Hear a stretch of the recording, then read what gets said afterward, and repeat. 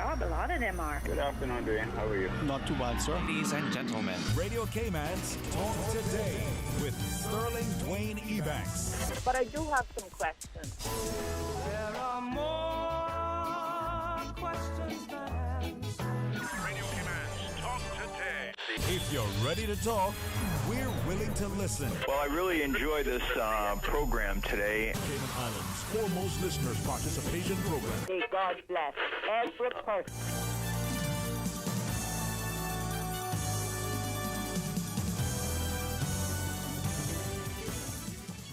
Hey, good afternoon and welcome. Thank you so much for joining us. It is Tuesday.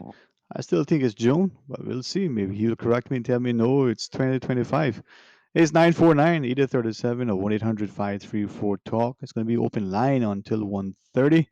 We know that the press briefing, well, it's supposed to be at 2. We'll take it when it comes. Until then, we invite you to join us because between 1:30 and 2, we'll talk to our friends at UCCI, but open line. Stay tuned for Talk Today. Talk Today is brought to you by Fidelity Bank. For all your banking needs, visit fidelitygroup.com. Fidelity, we're good for you. Also brought to you by greenturtle.ky. Take a ride on the Green Turtle Express today. Download the Green Turtle app. The future of mobile. Saving lives today. Radio Cayman's Talk Today, the Cayman Islands' foremost listeners participation program. We ask our listeners to avoid statements or comments which are abusive, derogatory, malicious, or defamatory. Do not use any indecent language or make any statement which is false or misleading. Email talktoday@candw.ky or call 1-800-534-8255. Courtesy of Flow. Cayman's #1 network that connects you to your world like never before. Let your voice be heard.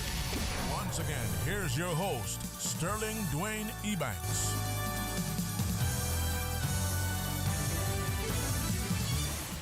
Hey, good afternoon and welcome. Thank you for joining us as we invite you to share with us. Sometimes you just need an avenue to share a perspective, maybe just a listening ear as you vent. Other times you have this burning desire to share something that you think could be transformative. While we hope that through the talk shows and in particular Talk Today and the Open Line Forum that you just have such an opportunity as we invite you to call and share your thoughts.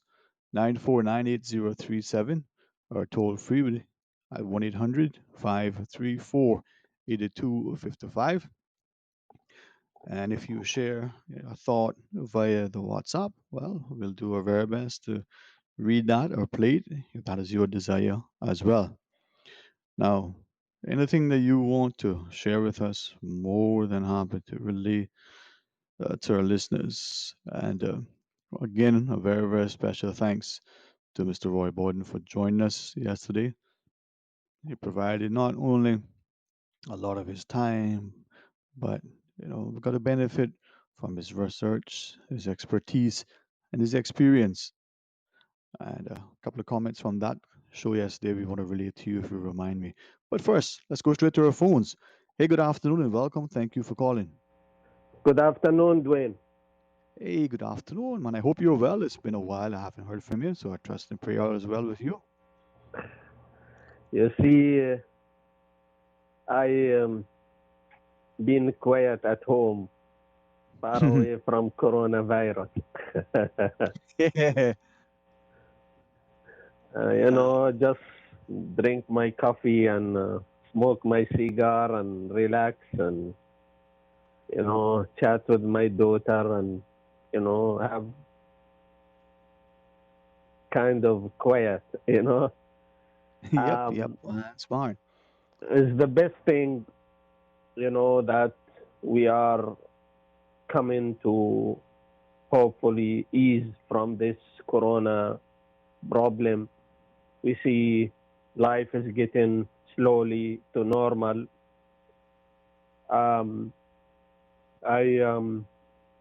I think now we have to focus in couple of things. The first thing we have to focus in is really the rising prices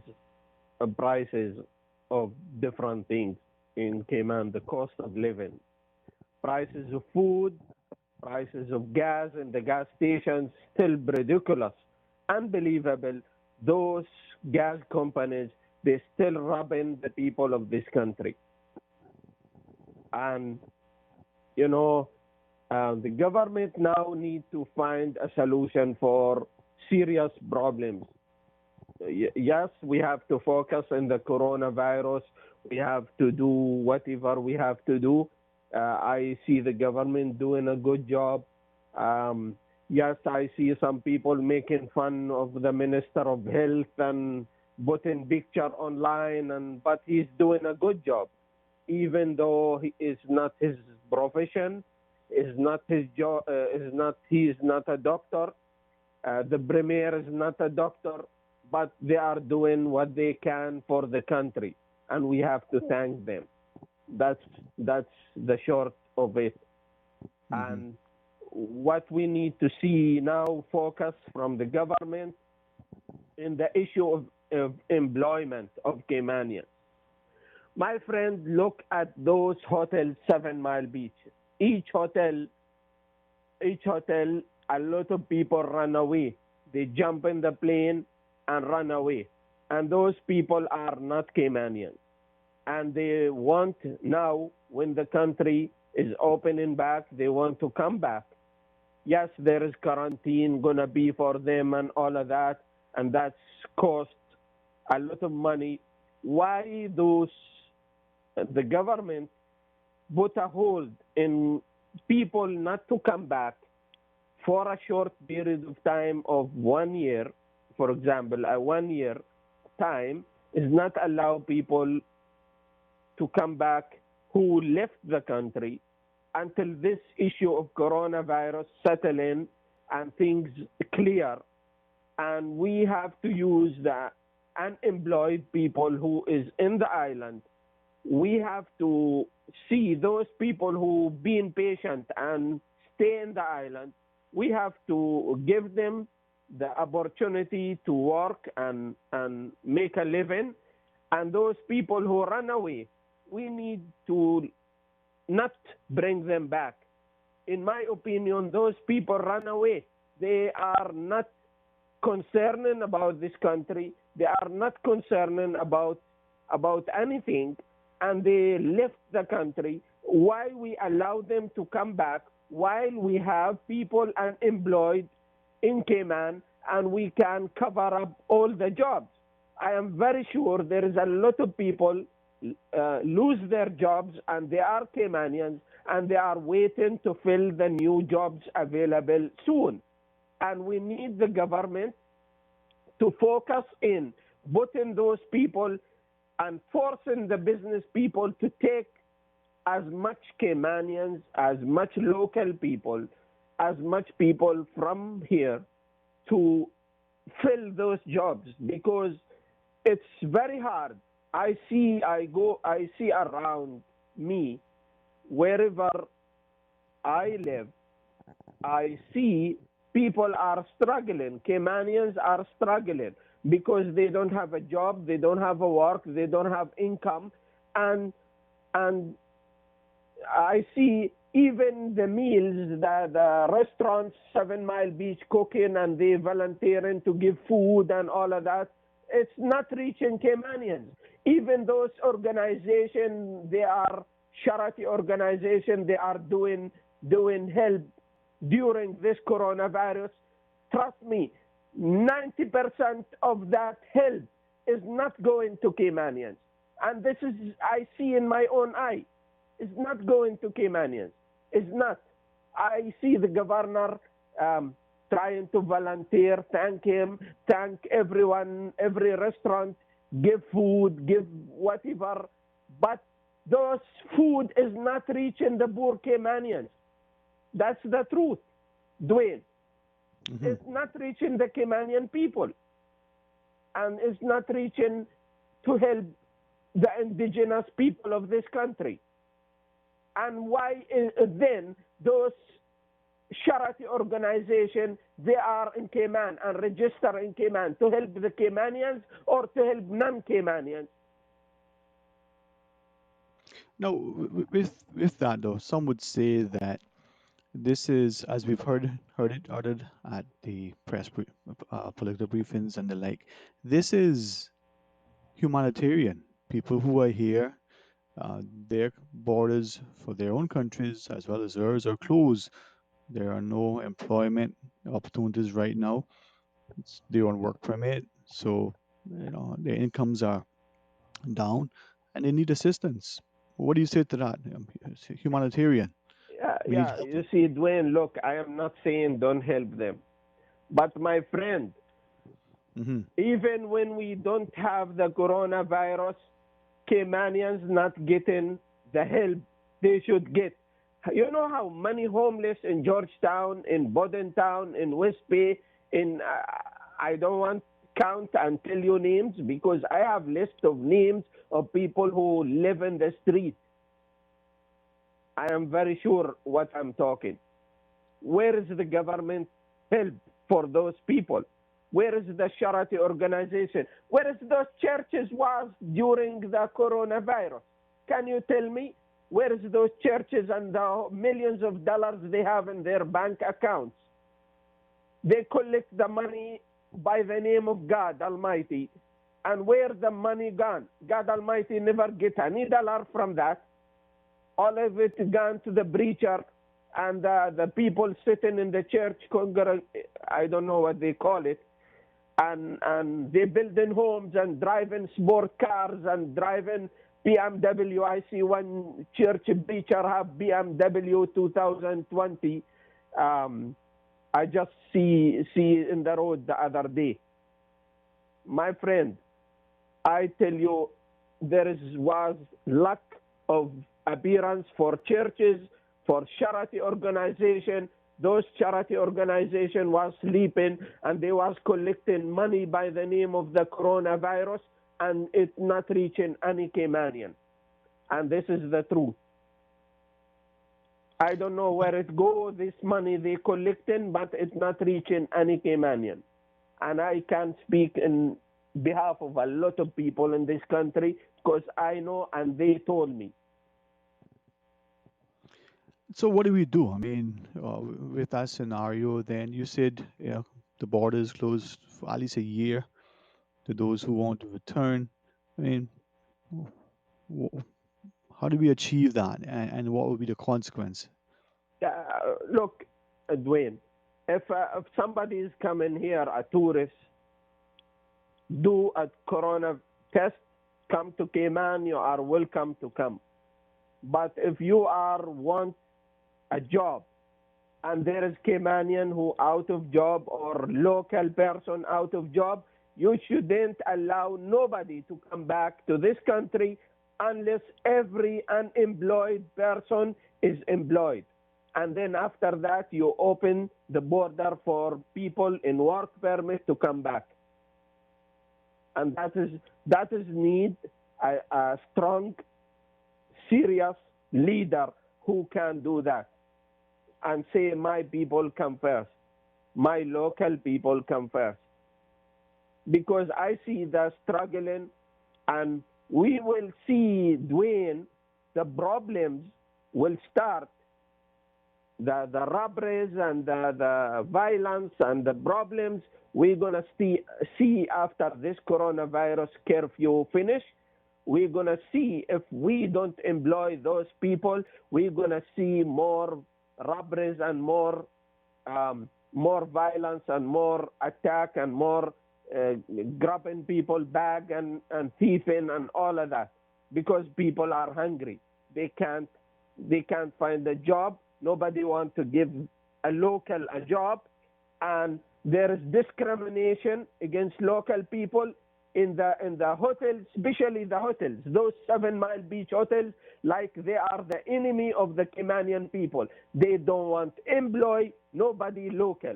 They go all the way to Spain and France and Italy and all countries and Australia and all Canada and maybe Middle East to bring people, and they don't want to employ people even from the Caribbean. They don't want to employ, and they treat the treatment of black people in those hotels is this disgrace. I see that and I witness that in myself. And you know Well, me, I don't afraid to say the truth, Dwayne, and I'm not scared of anyone, and I will never scared to say even that will affect me personal sometime to speak, but I am not gonna stop speaking, no matter what price I am paying, because those people have no voice. Even the people they elect, they are when it comes to defend the Caymanian people, they become coward and they can't speak and they say nothing. And half of them they party in those hotels and they have dinner in those hotels. And I can tell you who minister go there and who MLA go there and who friend with them, because mhm. I know. Well, so when you're looking at what's transpiring out there, I know we have a break to take as well, but maybe you can engage us for one minute more. When we look at what is happening, um, the government's response, the private sector response, the community's participation, and the like. Do you see this country now emerging in 6 months or less? And when it does, when all is said and done, do you see it looking better or worse? So how soon and how do you think it will look? What's your view? You see, when we come out from a disaster bigger than this, you remember Hurricane Ivan? Cayman come out stronger after Hurricane Ivan. This country have a special thing, and this special thing that there is elderly people, godly people in this country, and God Almighty bless this country because of those elderly people. And trust me, without those elderly people, God will destroy this country long time. But because those elder people who their heart pure, they love God purely, God bless this country and keep blessing this country. And because of that, I think Cayman will come out of this coronavirus more stronger. And I think tourism will bloom after maybe 4 or 5 months, 4 months by the least. I think people through the planes, when the flights start, I think a lot of people want to come to Cayman Islands because Cayman is always a good attraction for people, safe place to come to, and it's a very beautiful place. And the people is very kind. The Caymanian people are very kind to everybody, and that is something you don't find in other Caribbean countries. Um, the hospitality you find and the Cayman kind you find in Cayman.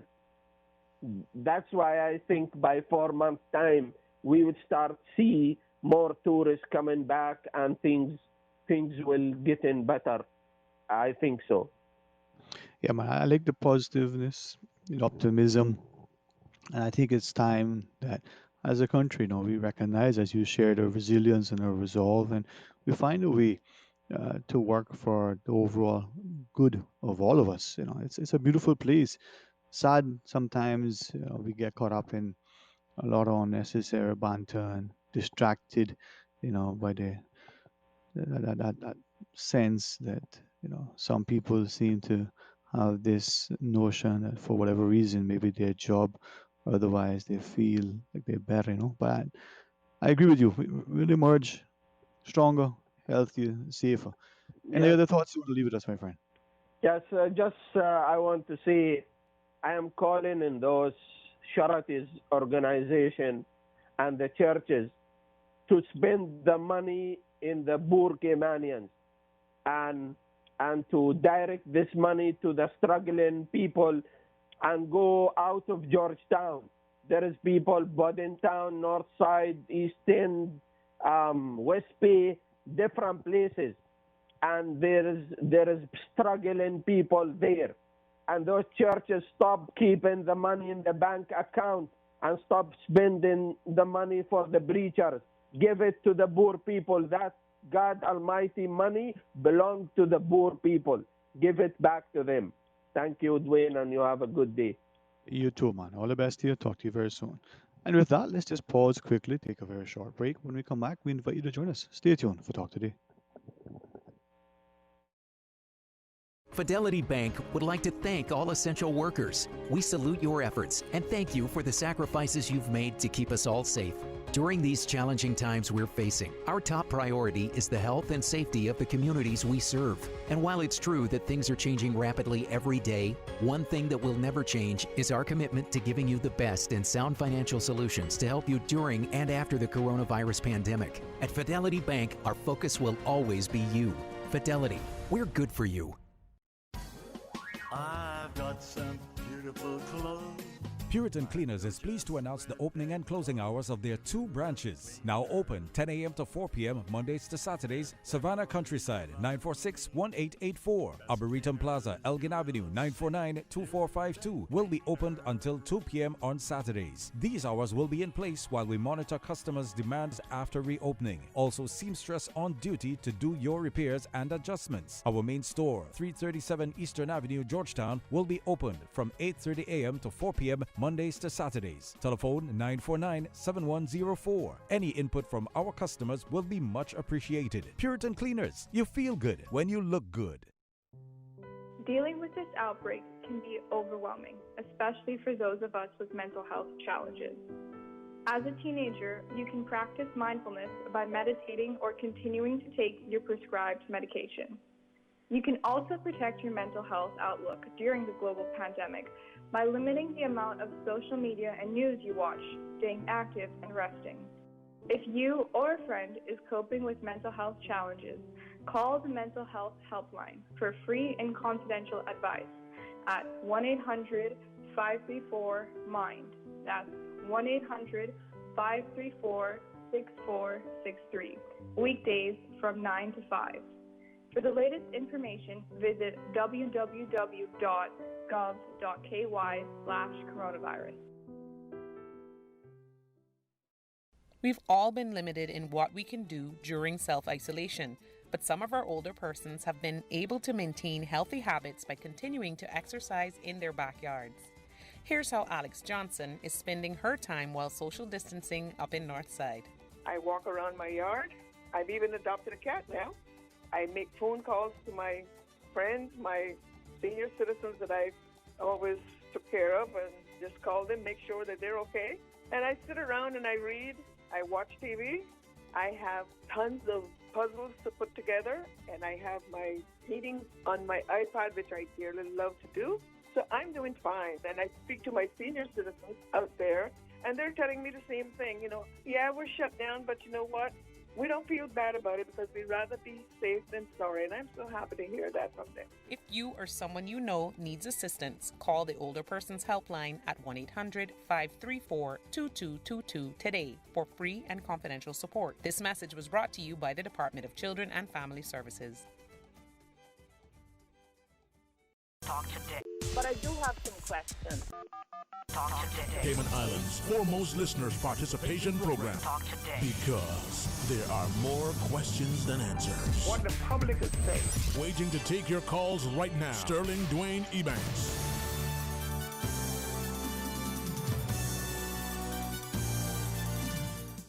Hey, good afternoon and welcome back. Thank you so much for joining us as we invite you to be a part of a discussion. It's 949-8037 or toll free with the kind compliments of Flo at 1-800-534-8255. Of course, you can WhatsApp 925-3261 and share with us whether you've recorded a voice note or otherwise. 1:30, Dr. Stacey McAfee from UCCI will join us. Then 2 o'clock, the political briefing will begin. And we'll go to that when it starts. But between now and then, let's have some open line and you can share your thoughts with us. A lot, I know, is on the minds of many. And it's important to share, not just it's good therapy, but it may inspire and encourage others. It may, give them a sense of confidence that what they were thinking wasn't so off base, that there are others, who have a similar train of thought. So we invite you to share equally, to encourage discussion and dialogue, maybe even some healthier debate. As long as we're constructive and respectful, then it's great to be able to talk and share our sentiments. Now, a few things that, especially since yesterday's discussion, but equally in the last few days in particular, how many are saying that it's almost as if life is back to normal, only from the perspective of the increased noise, the constant whirring of the blowers and the trimmers and the garden equipment, and the constant revving of the engines, the cars on our roads, the seemingly unsafe nature, once again, sadly, as one lady said, of the traffic situation, you know, riding and walking and otherwise exercising isn't as safe as it could be and should be. And as she was sharing, it is as if our society has quickly lost sight of the opportunity to maybe not just sacrifice in order to stay away, to stay safe as we've been indoctrinated, but equally to look at what the quality of life could be like going forward. And some of your thoughts. Well, share with us 949-8037 or 1-800-534-8255.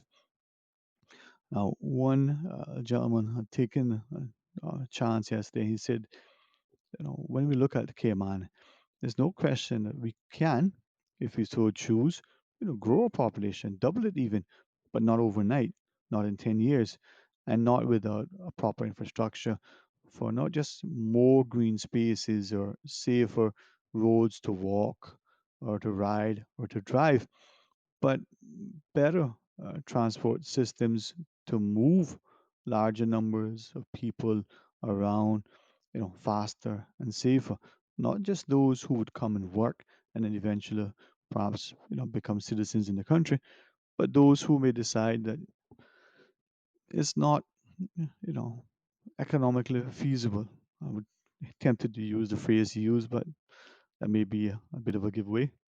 But he said, to have, multiple cars in the household for some people who don't necessarily have to go there every day, or even those retirees or, the younger sort of entrant into the workforce who may still be living at home. If there is a safe, reliable, efficient, clean, well scheduled public transport, real public transport, then people can move back and forth. Equally, as he was sharing, if we look at what we have and what we could be, could this be an opportune time to do more to achieve it? You know, Better and more effective leadership across all sectors. Now, the other sentiment that was being expressed as we certainly put some of these things and go through our notes so that we recall them as they were shared with us with intent that they be shared with you equally, is to encourage you to call 949-8037 or toll free at 1-800-534-8255 and relay your sentiments to us. Now, are we missing the opportunities? Have we already missed the opportunities that could have been presented? The notion that we're seeing as clean and pristine we may have once have enjoyed the environment, or we may think it is relative to other places. These short, 3 months or so, we've seen a difference in the water quality. Uh, could this mean that going forward, when we think of the amount of people who are using the beaches and the water, whether it's those who come and visit and take a vacation, or those who live and use it as a respite, well, is there perhaps too many of us at sometimes in some places making a negative impact? Now, you share your thoughts with us. We also received a couple of comments on the formation of the regiment and invite you to share whether you're very much in favor, very much against, not quite sure, or you have sentiments that could improve the way we go about it. And then the Honorable Mayor Lawrence's sentiments yesterday, I think, not only resonated with all of the individuals who shared their thoughts with us, either through electronic messaging, off air or otherwise, but commended her, a lady of her stature, not just the positions that she has enjoyed in our society, but the intellect, the civic mindedness, uh, a true lady, as a number of you have shared, a lady who always presents herself with absolute deportment, model example. And I think many times in our society and perhaps in world today, not many of us see the genteel nature, the way ladies, present themselves, and the examples that they set. We can all benefit from just taking a page from their books. But her views, picking up on what the Honorable Premier's response was, what is your thought? Do you think people who have been granted permanent residency but have not paid their requisite fees, what do you think, should transpire in those instances? Do you think that as we look at the way government sometimes seemingly fails to collect its fees could be a challenge, not just for the government's ability to provide continuing and or new services to the populace, because it's for all of us. We some of us pay specific fees, but collectively the taxes, the fees go into the government's treasury, and from that coffers, the money go to pay for many different services, including, you know, the salaries and the like of those that government either contract, you know, or they employ. But what is your view with respect to that? And then there were others who had shared the notion that when we look at the way we have our immigration system set up, that maybe there is a time for greater reform, not as some have shared, to just limit the numbers, but to ensure that we, build a stronger, more resilient society where people not only feel welcome, but they're most willing to contribute. Because, as has been the phrase many times, this is a time for all hands on deck, as it were. So weigh in and share your thoughts with us. 949-8037 or 1-800-534-8255. And then the other sort of issue that we receive countless, countless comments is this military that we're forming. Maybe you have a thought or comment on that. Let's go to the break first. When we come back, please rejoin us. Stay tuned for Talk Today. Social distancing is crucial for our community to get back to normal. And never before has communication been so crucial. Keeping in touch with family, friends, and up to date requires you to stay in touch. Green Turtle offers the solution for both. Download the Green Turtle app now. Top up yours or a loved one's phone with any mobile carrier in any destination in Cayman. Phones delivered to your home, and with the new rewards program, you can even redeem points towards a new phone and other products. Download the Green Turtle app today. Green Turtle is not only the future of mobile, but today it can help save a life. Hashtag Stay Home Cayman. Take a ride on the Green Turtle Express today. Download the Green Turtle app. The future of mobile, saving lives today. Oh gosh.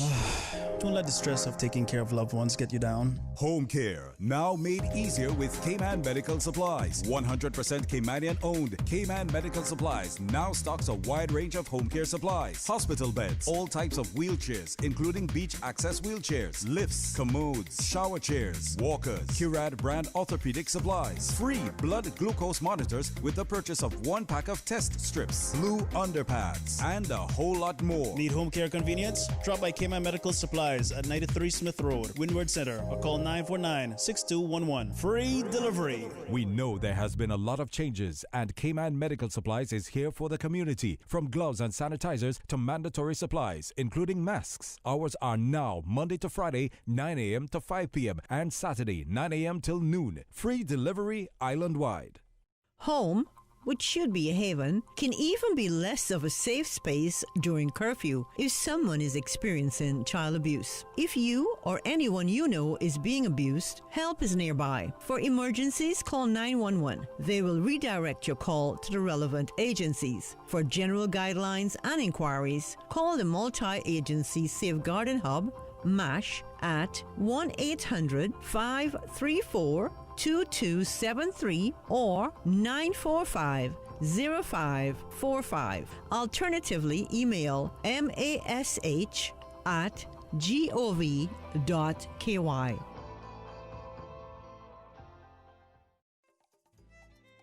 Older persons should maintain an active lifestyle, and music is a great way to remain healthy during isolation. Here's how musician Paula Scott of Georgetown is keeping mindful and connected through self-isolation. I'm an avid music lover. I listen to music and play the drums when in the mood, but I really miss singing and playing with my swanky kitchen band family.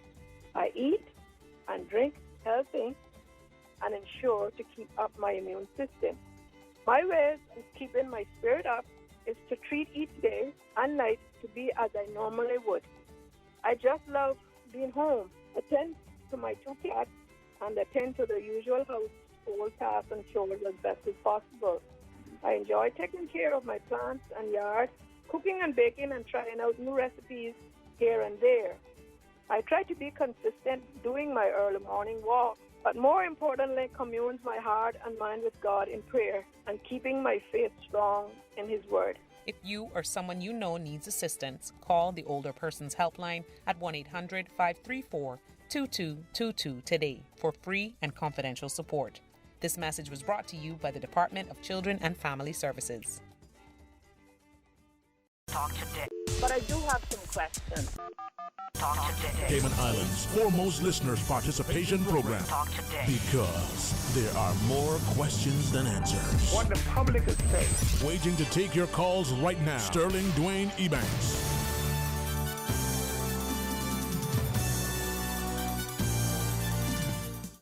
Hey, good afternoon and welcome back. Thank you for joining us.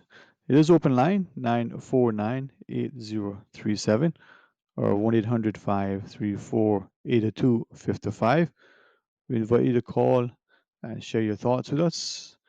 Perhaps weigh in on any of the topics, or certainly put a new one on the table. By all means, share your perspective with us.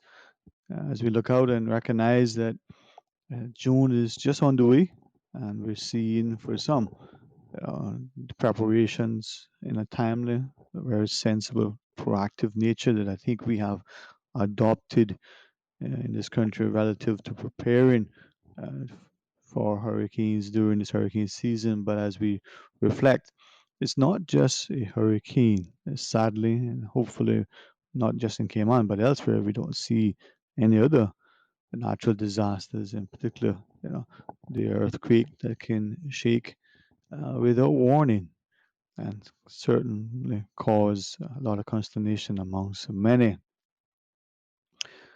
But with that in mind, we had an extended conversation with two individuals. I guess the wonderful part of this whole exercise and ordeal that we're experiencing is that maybe there are those who can leverage the technology, whether audio, video, or both, and have a conversation.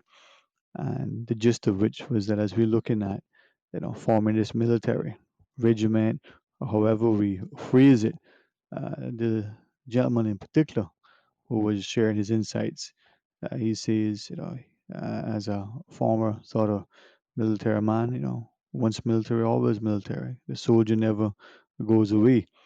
He says that this thing that we're putting together really isn't what is necessary, especially if we're looking from the disaster preparedness perspective.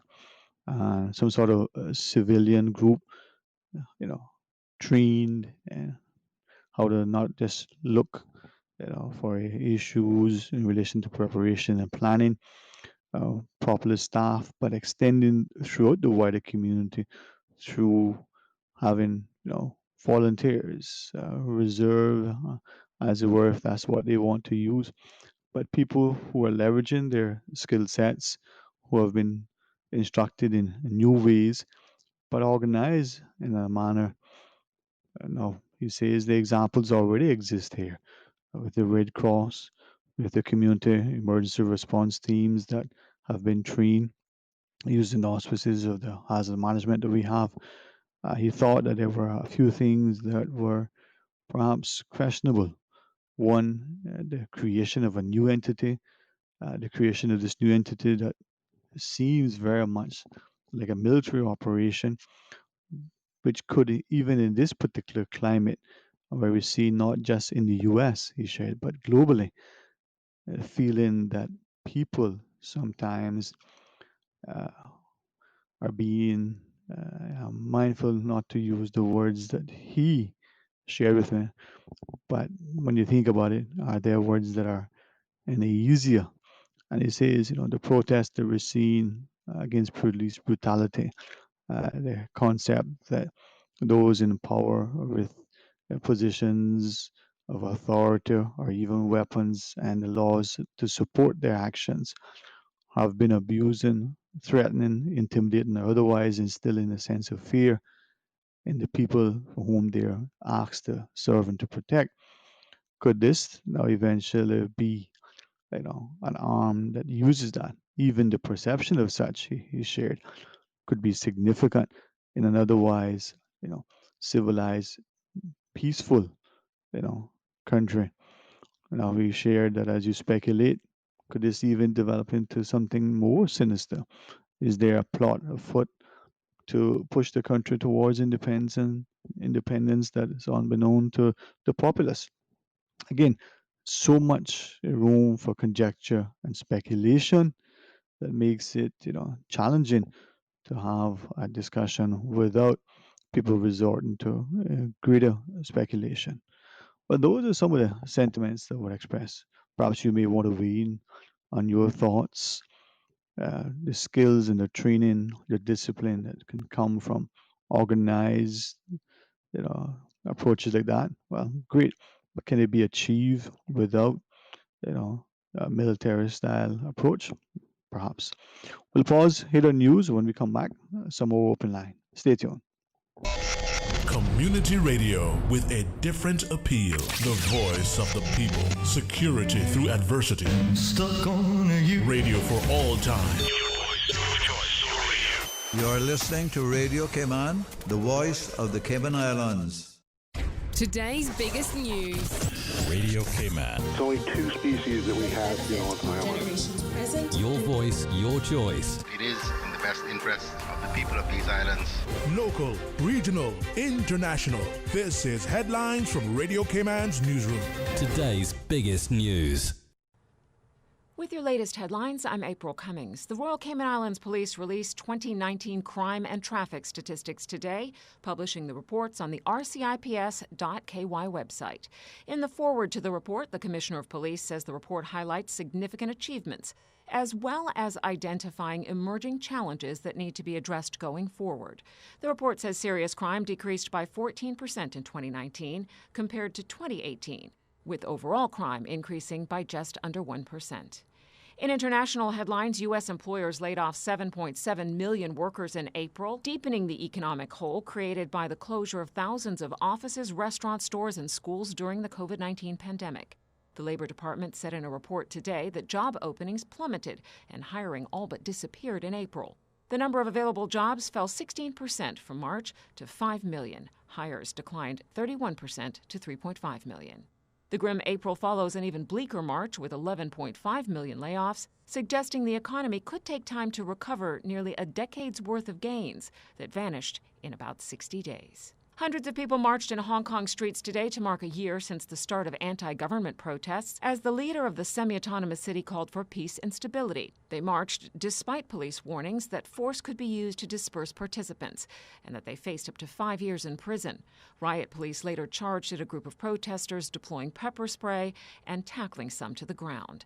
According to police, at least 25 people were arrested for participating in unauthorized assemblies, disorderly conduct, and other offenses. Some protesters were also stopped and searched by police.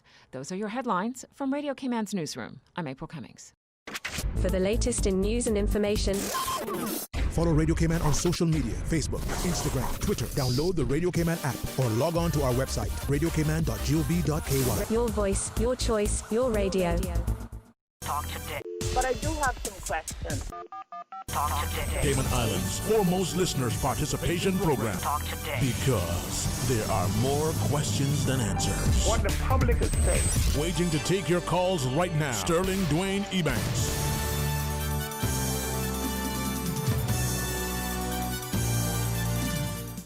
Hey, good afternoon and welcome back. Thank you so much for joining us as we invite you to be part of a discussion. 9498037 or 1-800-534-8255. Or you can WhatsApp 925-3261 and share your thoughts with us as well. And as we were going to the break, a quick comment came in suggesting that the country has to advance in the direction in which it's sort of selects will determine not only the quality of life, but the manner in which our laws are enforced, are passed, the way we govern, but equally it shares, when we think of the changes that may be happening around the globe, do we adopt, as I read this, do we adopt the same, failed mindset and processes, or do we try to be innovative, creative, and responsive to the changing dynamic? Well, what is your perspective? 949-8037 or 1-800-534-8255. And then to the first caller's view earlier about the notion that we have this growing need in our society, and when we don't sometimes appreciate that not everybody, or me, probably have the same level of access to income and opportunity, when it's seemingly perceived that there are some, maybe because of their initial education experience, maybe because of their timing of when they come to the shows or the like, they seemingly come and do exceedingly well in our country. But there are those who may feel, well, they're being displaced. Now, can we find a way that we create greater wealth for all of those here, for people to be able to live and work in the country, enjoy a greater quality of life? Well, some sentiments on the WhatsApp they want to share with you. But let's first go to our phones. Welcome, good afternoon. Thanks for calling. Good afternoon to you, Sterling. And to you, sir. Yes. We can always find solutions, so I think we can. In times like this, everybody has become an armchair philosopher and economist and scientist and medical doctor, research doctor. We become that on our own. The reality is we're passing through this quite well. Our elected representatives, especially the premier and team, have been doing the very best that they can under very, trying circumstances. But we will survive this, I'm sure. And we'll get back to some sort of normalcy in the next 6 months or so, and then we will continue on. There are mistakes that have been made in the past with regard to the economic situation and so forth. That will have to be solved politically, with political will. With the job issue, which has always been a problem since we started out with the importation of a lot of labor and so forth, trying to progress the country as we thought it is. And when we changed over from our main economy, which was the sea and the revenue from the seafarers, and then we started with some tourism from in the 40s and so forth, and that worked well. And we had 90% of the population was more or less indigenous Caymanians or generational Caymanians. And then when we moved into the financial world some 50 years ago, slightly before that, just a few years before, we realized that things would be different. We could see it coming. And I remember very well those days when it started out and we saw the suitcases of cash coming in by the planes. Now it's done electronically, of course. And I remember going out to the airport with my brother. We were helping to run around the car business then.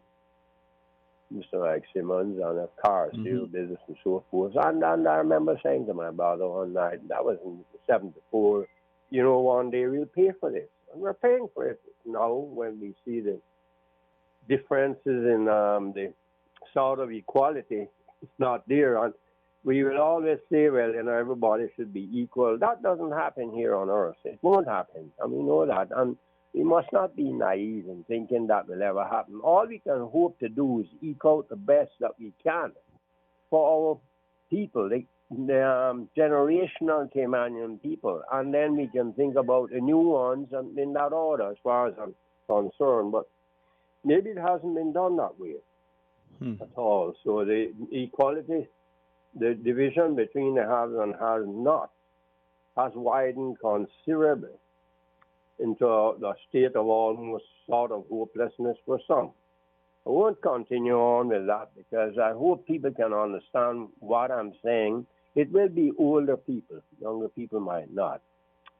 That has happened to us. And when we speak about the Cayman that we knew, the Cayman, I would love to go back to those days, say in the late 60s, mid-70s, but we can't. It cannot happen.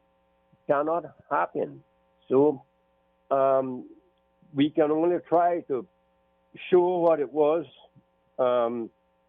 in those times by maybe building some places throughout the islands, each district, and having that space of some several acres reserved for that type of thing to show people what life was.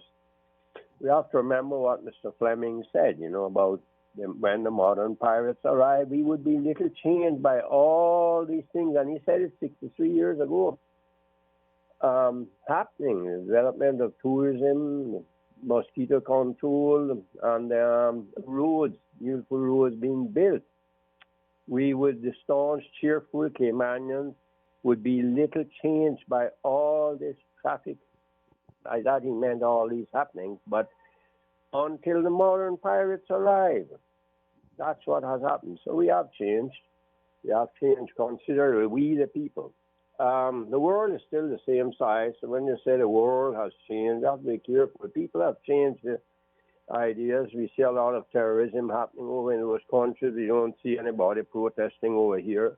The brutality that goes on in the countries, China, Russia, India, Pakistan, and Iran, and those places, and Syria, and you don't see many people protesting over this side and talking about that daily killings and murderings. Anyhow, the focus of we're talking about police brutality and all that. That's a huge country, United States. One of the best police force systems in the world. It has, yes, there will be odd things that happen like this, but they're very rare, very odd for 350 million people on a huge police force. I worked when I lived in there in Miami. I worked and did work for the several police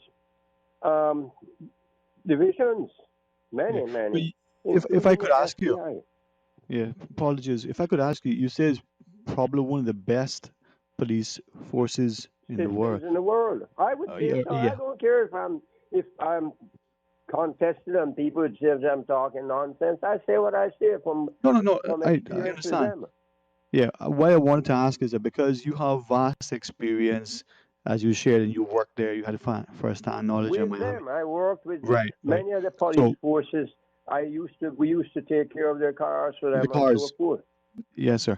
So with that, how do you determine? I mean, when you say one of the best, what's the criteria you use to say that? Well, I'm using it compared to what I would see happening with police forces around the world. We get very little report because the U.S. is very open with their system of media and all that. You know that. Media is not in any way suppressed. They can say and do anything, and many times they lie openly on the big people in the media, because I've seen it. And then they apologize. But it has already been said. It's like when a defense lawyer uses something in court and the judge,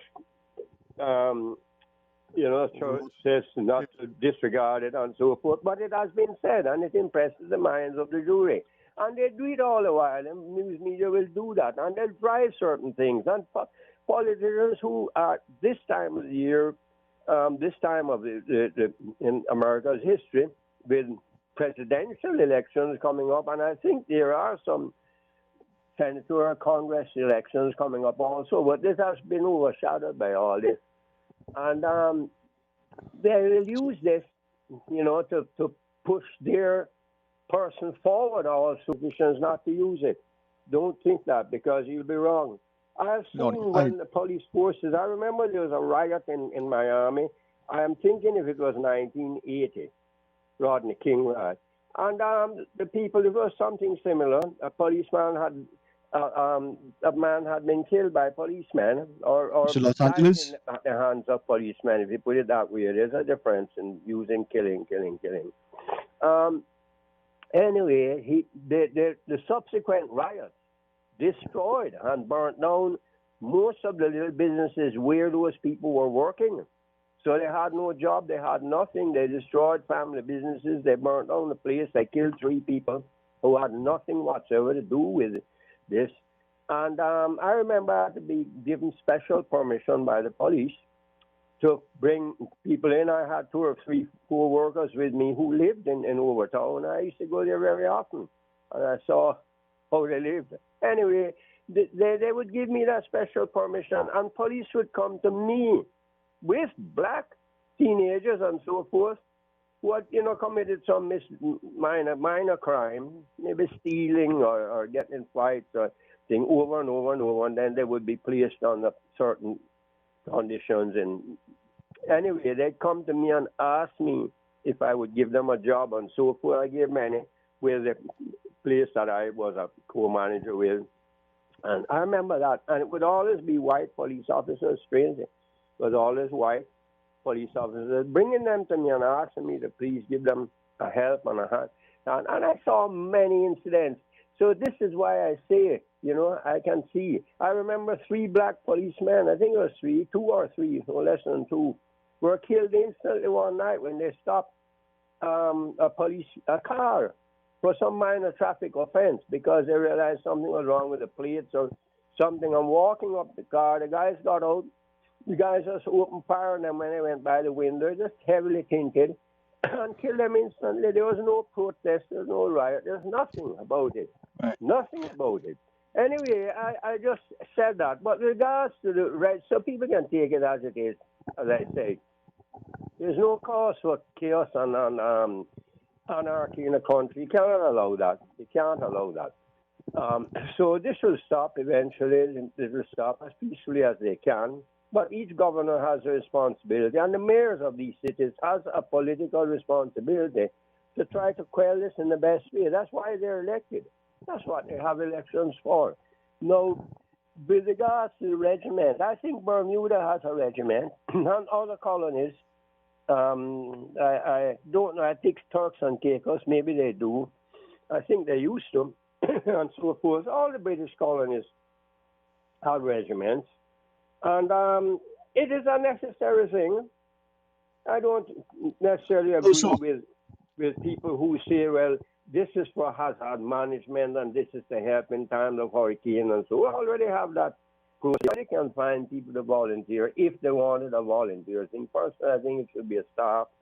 And this is mainly to keep control over situations that may arise.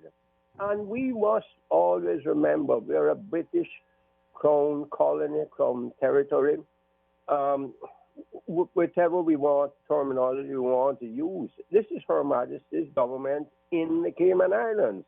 The political arm or directorate of it are Caymanians. But we must always remember that. And we're talking about is putting into independence. Sterling, we don't have the courage to be independent. We don't. I've often said that, and I mean that. We don't have it. It takes courage and it takes unity. We have neither of those two things and those two tremendous qualities. We don't have it. We had it at one time, but we no longer have that. There's no longer unity amongst us, and I don't think we'll ever regain that type of unity that we had the years of Mr. Ormond Pant and Mr. Jim Borden, who in many instances, in many of the things Jim did, he did calling for his downfall right now, I can tell you that. I remember very well, but that is the way things are, and Mr. Pandon too, but that's when we had that type of courage, own the majority command, and that isn't happening now. The regiment, the British government has seen this, Her Majesty's government has seen it necessary to implement something like this. It has twofold purposes. We wouldn't be here talking today if it wasn't for military men laying down their lives for us in one way or the other. So this is a reality, and we must learn to face reality and stop being naive. Yes, no, I hear you. I'll shut up now on this. No. If you have a chance, I wanted to ask. You say it's for twofold purposes, and then you said something else. So what are those two purposes? Just say them again for us. The purpose is to keep, eventually, with situations that may arise, as the gentleman there, they call the Jordanian ambassador or something, was saying, about looting and what may arise and so forth. He might be right with that. We might see a resurgence of crime and hard crime and shootings and so forth. And we don't know. We might see that. And the police force might be taken up a lot with simple violations of curfew and other things, witnessing in court and the ordinary day-to-day. Because police are there to attend to crimes that have been committed mainly, or some, some violations. And they would need to be, as every country I can think of has a military regiment, and it has to have a military purpose, and they're also trained to do engineering. They're trained many things. Many of the people who have come here on the past ships, the Argos, on this new one, the Argos, and there was the other one. They're, are trained, very highly trained in many aspects of engineering, electrical, mechanical, and civil. And so they're very useful. Yes, sir. In getting things quickly done. Just like with the U.S., the tremendous man they had with building bridges immediately, pontoons, floating cities. The 6th of June, it passed by with very little fanfare. 76 years ago it was, when that famous armada started the end of the domination in Europe and ended World War II. That's when it started, yes, sir. June 1944. So that's the second aspect to it.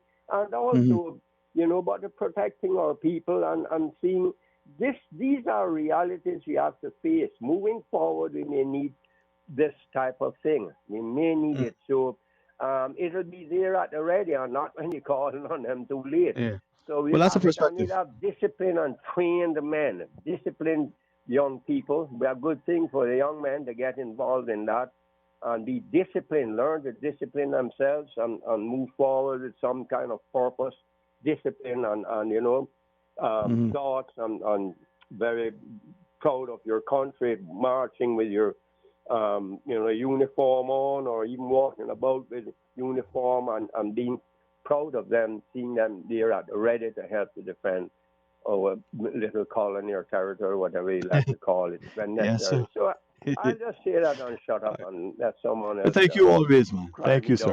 Bye. Thank you. Have a wonderful day. Have a good day, sir. Thank you. And with that, let's join the other caller. Good afternoon and welcome. Thanks for calling. Good afternoon, Dwayne. How you doing? Afternoon. How are you today? I am fine, sir. I'm very fine. Boy, I don't know if I can say anything to add to my old friend Mickey. He said it all. But I can reiterate a little bit of what he said is, the regiment. I want to basically speak on the regiment when I talk. Yes, sir. I see nothing wrong with the British bringing the regiment here. We don't know what will pan out here. You know, we don't know what will happen. They've been here before. They helped us with after the aftermath hurricane. This thing is never happened before, like 100 years ago, I think. The pandemic, and we don't know what's going to turn out. What pan out? I mean, we don't know how wrong or how much disastrous this will get in the future. So I don't blame the British for bringing the regiment here. I see nothing wrong with it. And like you say, we're a British crown colony. You understand? Yeah. They can bring as much regiment or military here as they want. They have a lot here at stake that they have to actually set up security for. We don't know what might happen later down the road. Personally, and I could also say this, we have a lot of philosophers here. This country is an institution of philosophers and marine biologists and everything else that, you know, whenever it comes on issues in this island, and it's crazy. Everybody has their issues or their opinions, and it's, but anyway, I won't go down that road, but, you know, I think if there was, this country, what this country needs, Spain, and it needed here from back in the 90s when I remember one particular politician ran on his ticket that he was going to start a boot camp here. Dwayne, if he had got through that boot camp, we wouldn't have all of these drug heads and bad guys, manly youth walking the street. You know, they should have. You remember the old people used to say about us when we were growing up, you smell in your pit? Smell your rank? But from the time those youth get to that stage, you put them in that boot camp, okay? And you teach him discipline. The problem with us, we have a lot of fatherless kids, and that's the problem. And that boot camp would have taken care of those fatherless kids. It would teach them discipline, and we would have had a better country. Okay? Well, I mean, we I got a think great you. country, but you know what I mean. Yeah, I think you're right. If we can instill discipline, national pride, respect in all of us, great. But to your point and what Mr. Maker was just sharing, this then isn't about. I think this is what he said. This isn't about disaster preparedness and management. I mean, this is military. Is that your view as well? That Well, it's who protection. knows? I It's mean, in every country, you have the army or whatever they go in to take care of these disasters. You know, right. So every country which uses one them. I then? mean, they even use them in London. I mean, when the Queen birthday and all of that, and celebration or whatever to keep the peace. Yeah. I see nothing wrong with it. You know, I've heard sentiments on the radio publicly about, oh, they're sending the guys up there to train, or they're bringing the military here to shoot Caymanians. Is this the same British? Is this the same Crown Colony? I mean, sorry, FCO, Foreign Office, I think it's gone through them. These are the same people that made Cayman so safe for us to live and do business. Because I remember in the 70s, when the Americans here and the Europeans and the Canadians came in to invest in this island, they told us the reason we're coming here is because of the Union Jack. You know what the Union Jack is, right? But as I listen to you, I mean, I hear what you're sharing, and perhaps trying to ask. I would be better if others would, so that you hear different voices. But the sentiments that I just, as I listen, it would seem that some feel that they're being sold a story that isn't complete. And if we're developing a disaster preparedness and management, if we already have hazard management, we've had the Red Cross, and we've got these community emergency response teams, these CERT teams, why create another agency? Is a gun in the hand of somebody highly skilled to kill more useful after a disaster than an experience and expertise in how to make water safe so that you can drink it again? Which would you prefer? Well, I would prefer my soldiers. You prefer a soldier with a gun I as prefer opposed to somebody they're going to use how their to make the guns. water They're safe. well trained. They're trained Yeah. for disasters. But let's put it this way, Dwayne. If a disaster happens here, occurs, who would you prefer, the Red Cross or the hazard managers? If a disaster starts out here, The we Red don't know Cross what and may his happen here management. in the future. Yeah, but the question is, I mean, do you prefer somebody with a very high skill set and how to shoot and kill, or somebody that knows how to desal water, make it potable, safe, that you can drink? Which one would be more useful to you after disaster? I think both, because we're going Both. to need water and we're going to need people to protect us from whatever happens. So you don't think that we're civilized enough to know that? I mean, to me, having a gun at that time is probably, less useful than an ashtray on a motorcycle. I mean, that's a matter of opinion and a matter No, of that's what I said. okay? Perception. Depends how you look at it. I don't know, but I'm a different breed. I'm a different man. I look at things differently. I look at if the British want to send a contingent of military whatever here, fair enough with me. I'm not fair of them. They're not going to harm me. No, but if they send a contingent, right, their expense, they feel that they have that because they own us, right? And that's the relationship. That's one thing. But to take our money, train our people up, put guns in hand, run around in uniforms. I mean, stay if that's what you gotta do, say it and do it. Do what you say and say what you do. Don't beat around the bush and deceive people. This has to stop. And in this environment, do we really need that now? If it is, then so be it. But is that Who what knows? the country needs? Who knows? There's also the high security here that we don't know what's going on. Maybe the people involved with security in this country, which are very highly trained in security. Mm-hmm. I'm not talking about our police. No. I'm not I hear talking you. about hazard management. But Right. who knows what they know? Right. And these But are that's the the British thing. now. The British is almost over 1,000 years old. They're well experienced in these things. I don't Well, have that's the other nothing thing. against it. I don't Nope. know why, and I'm not going to question why. Well, I think that's where we need to question, because if the security risk is that high, if there are things that are happening here, should we not know? I mean, let's say it's not just the amount of water that is around us and the threat from people bringing in guns and roosters and smuggling people. Maybe it's something else, right? But I would like to think that we have more confidence and faith in our people, in our humanity, that we're more civilized, that if there is 100,000 people here or 60,000, whatever the number is now, right, that there must be more of us who are law abiding and civilized and respectful and respectable. Or is it the other way around? Because, Well, you know, Dwayne, when you speak of civilized society, who's more civilized than the Americans? And you see what happened over there the last 2-3 weeks ago. And didn't the president had to threaten them that he was going to sit in the military, and that's what they failed him. You understand? No, they're very civilized. As far as I'm concerned, I mean, America is about 240 something years old. you think they're very Fine. civilized? Yeah. Okay. All right. So there you go. I don't know, Dwayne. I don't know. But all I can say is, I don't think in my mind that the British are going to train Caymanians or whoever to start a regiment here or to send down the military guys here to shoot Caymanians. And that's the sentiment I'm hearing. And I think that is ridiculous. Because these are the same people that made this island safe. And you're going to tell me they're going to turn around now to set up a regiment here to kill us? That's absurd. No, I didn't say that, right?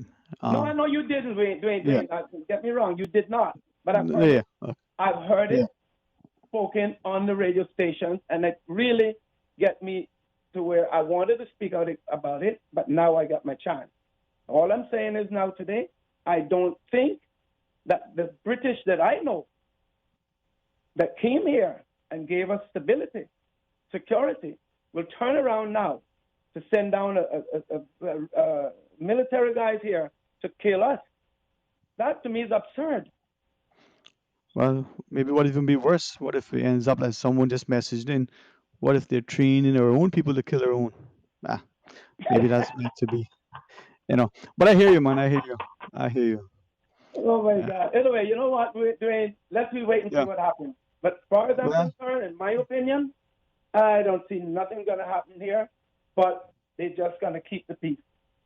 Yeah. Because all over the world, they got those guys, what do you call them again?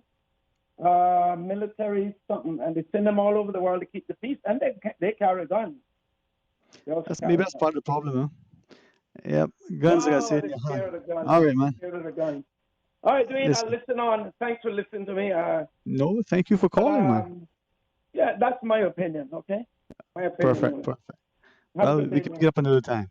All right. Yeah, man. Take care. Okay, bye-bye. Blessings. Be safe out there and enjoy it. And to our listeners, good conversation. I'll ask you to rejoin us another time. When we come back, though, Dr. Stacey McAfee and hopefully Mr. Will Pano will join us and we get a chance to share with you. 2 p.m. the political briefing starts, and we'll take that when it does. Stay tuned. We'll talk today. Social distancing is crucial for our community to get back to normal. And never before has communication been so crucial. Keeping in touch with family, friends, and up-to-date requires you to stay in touch. Green Turtle offers the solution for both. Download the Green Turtle app now. Top up yours or a loved one's phone with any mobile carrier in any destination in Cayman. Phones delivered to your home, and with the new rewards program, you can even redeem points towards a new phone and other products. Download the Green Turtle app today. Green Turtle is not only the future of mobile, but today it can help save a life. Hashtag Stay Home Cayman. Take a ride on the Green Turtle Express today. Download the Green Turtle app. The future of mobile, saving lives today. Fidelity Bank would like to thank all essential workers. We salute your efforts and thank you for the sacrifices you've made to keep us all safe.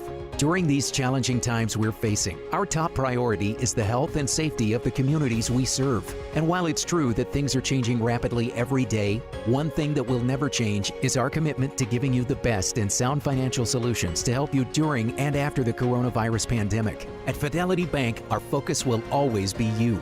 Fidelity, we're good for you.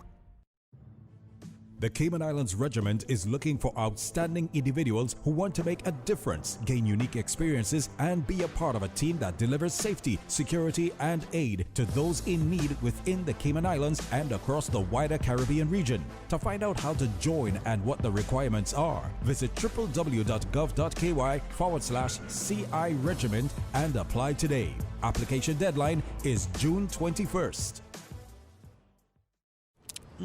Wow, looks good. What is that? Chicken share. What did you just say to me? Chicken share. I am not a chicken. Whoa! I said chicken share. It's from KFC. Bucket of 12 hot wings, 6 pieces of chicken, or 8 tenders. KFC chicken share. Just $12 each. Oh. Want some chicken, tenders, or hot wings? You're sharing your chicken share with me? The new chicken share from KFC, just $12 each, and it's finger-licking good. Dine at KFC Baytown Plaza, KFC Shedden Road, or KFC at the Strand.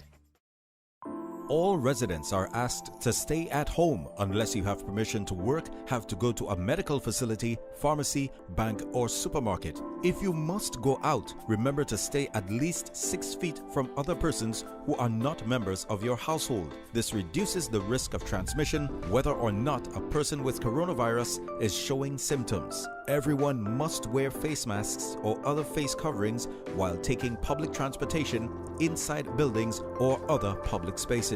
For more information and to view the new regulations in full, go to www.gov.ky/coronavirus. Fidelity Bank would like to thank all essential workers. We salute your efforts and thank you for the sacrifices you've made to keep us all safe. During these challenging times we're facing, our top priority is the health and safety of the communities we serve. And while it's true that things are changing rapidly every day, one thing that will never change is our commitment to giving you the best and sound financial solutions to help you during and after the coronavirus pandemic. At Fidelity Bank, our focus will always be you. Fidelity, we're good for you. The Wharf restaurant is back open to the public. After donating over 20,000 meals during the lockdown, we are energized and proud to have been able to help. Book your waterfront reservations today and enjoy live music while watching the sunset on our spacious and breezy terrace. The Wharf has fresh fish and fresh local produce options every day, as well as an extensive wine list. We are family and kid-friendly with a kids menu and tap and feeding every night. We are looking forward to welcoming you back. Call 949-2231 to book your table today at The Wharf.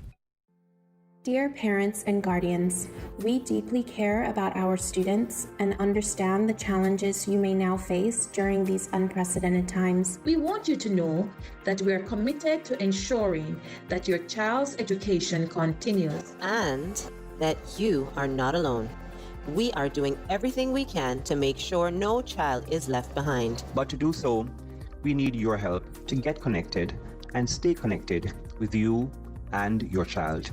So reach out to us and speak with us about how we can best support you and your needs. Working hand in hand with you is the only way to secure our children's future. We are in this together. A message from the Edna Moyle, Georgetown, Theoline McCoy, Savannah, and West End Primary Schools. Travel between the three Cayman Islands remains restricted until further notice. Persons may only travel between Grand Cayman, Cayman Brac, and Little Cayman to provide essential services or for emergency medical purposes. Persons traveling between any of the three islands may do this by contacting bractravel@gov.ky with the details of their proposed travel, including purpose of visit, length of stay, accommodations, etc. Applications will be processed on a case-by-case basis. All individuals traveling to the sister islands from Grand Cayman must undergo a 14-day mandatory isolation period at a government facility. They will be tested on the 15th day, and direct transportation to the airport will be arranged if they have a negative result. Talk today. But I do have some questions. Talk today. Cayman Islands' foremost listeners participation program. Talk today. Because there are more questions than answers. What the public is saying. Waging to take your calls right now. Sterling Dwayne Ebanks.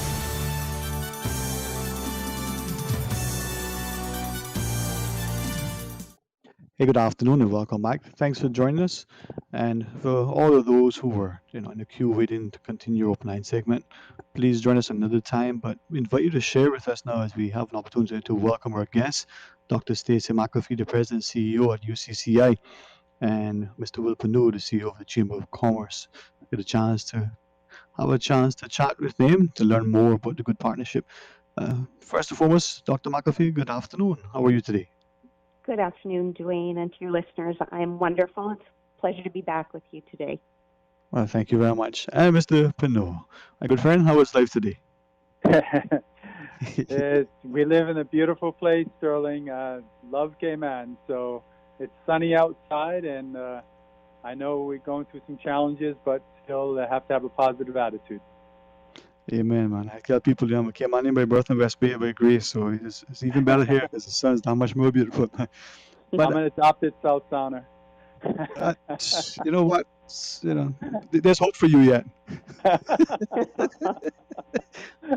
that is what I love about this place, that we can celebrate our little neighborhoods and then the wider communities that we live in, and then the love that we have for this country. And I think as we see the great things that are possible and that have already transpired, Dr. McAfee, when we think about the partnerships through, say, UCCI as that learning institution, and now with the Chamber, when we think of education being the equalizer, but also that empowering agent that gives us a sense of purpose. I'm excited to learn more, to see how maybe the changes and the transitions that we're experiencing can position us not as only as employees, but as employers, as entrepreneurs, as even just those who want something more for our own edification. So share with us. I'm very excited to learn more as we look at the workforce development in this particular era that we're facing.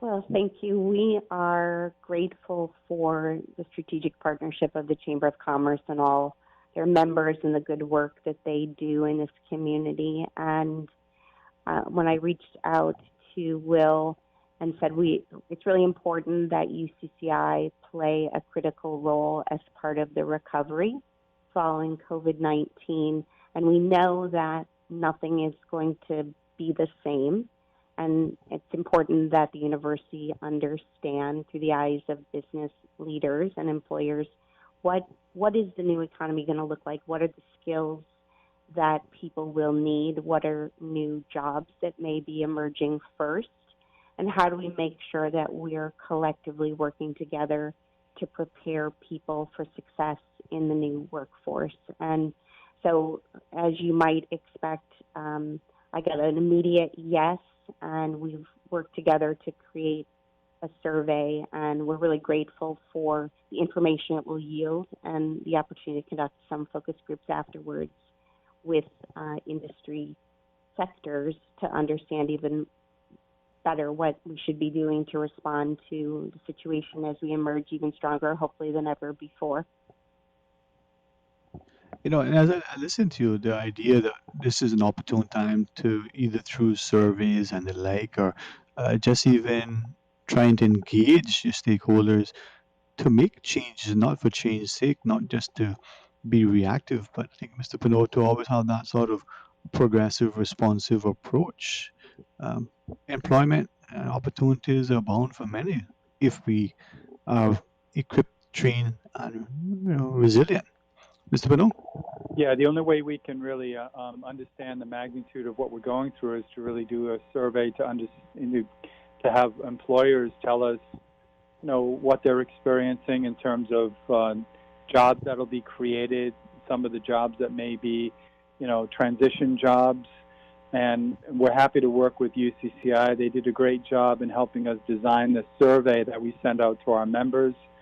Well, right now, I'm pleased to say we have about 85 businesses so far have actually completed the survey, and they're all different size businesses, from micro businesses with 1 to 5 employees, small businesses, and then the larger and medium-sized businesses. So we had a really good response, and I think UCCI is going to be really happy with the response that we've received.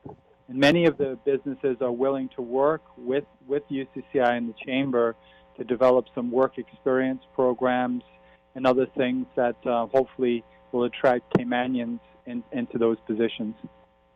If you could, maybe two things initially. One, when we would expect this survey to be made public, if that is, the intent. And then secondly, share with us some of the possible questions that were asked, the information that you were trying to elicit. If you could share those two things initially. Yeah, I guess obviously all surveys that we do go into the membership really gets to see the feedback, because obviously they're the ones that are submitting the responses. So as soon as we tabulate it, we'll put a kind of a report together and send it out, which ultimately goes out to the media as well. Mm-hmm. As you probably know, we did the economic assessment for COVID, which became a report that was released publicly.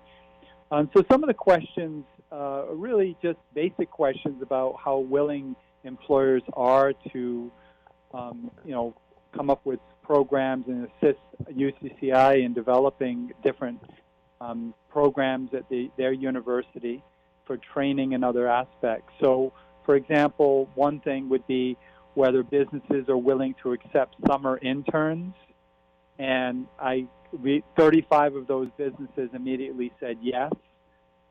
36 of them said they need additional information, but again, that's fantastic. They're open to the idea. We have another question: would you like to serve as a cooperating employer partner, providing on-the-job training at your workplace in conjunction with UCCI or the Chamber to improve your workforce prospects?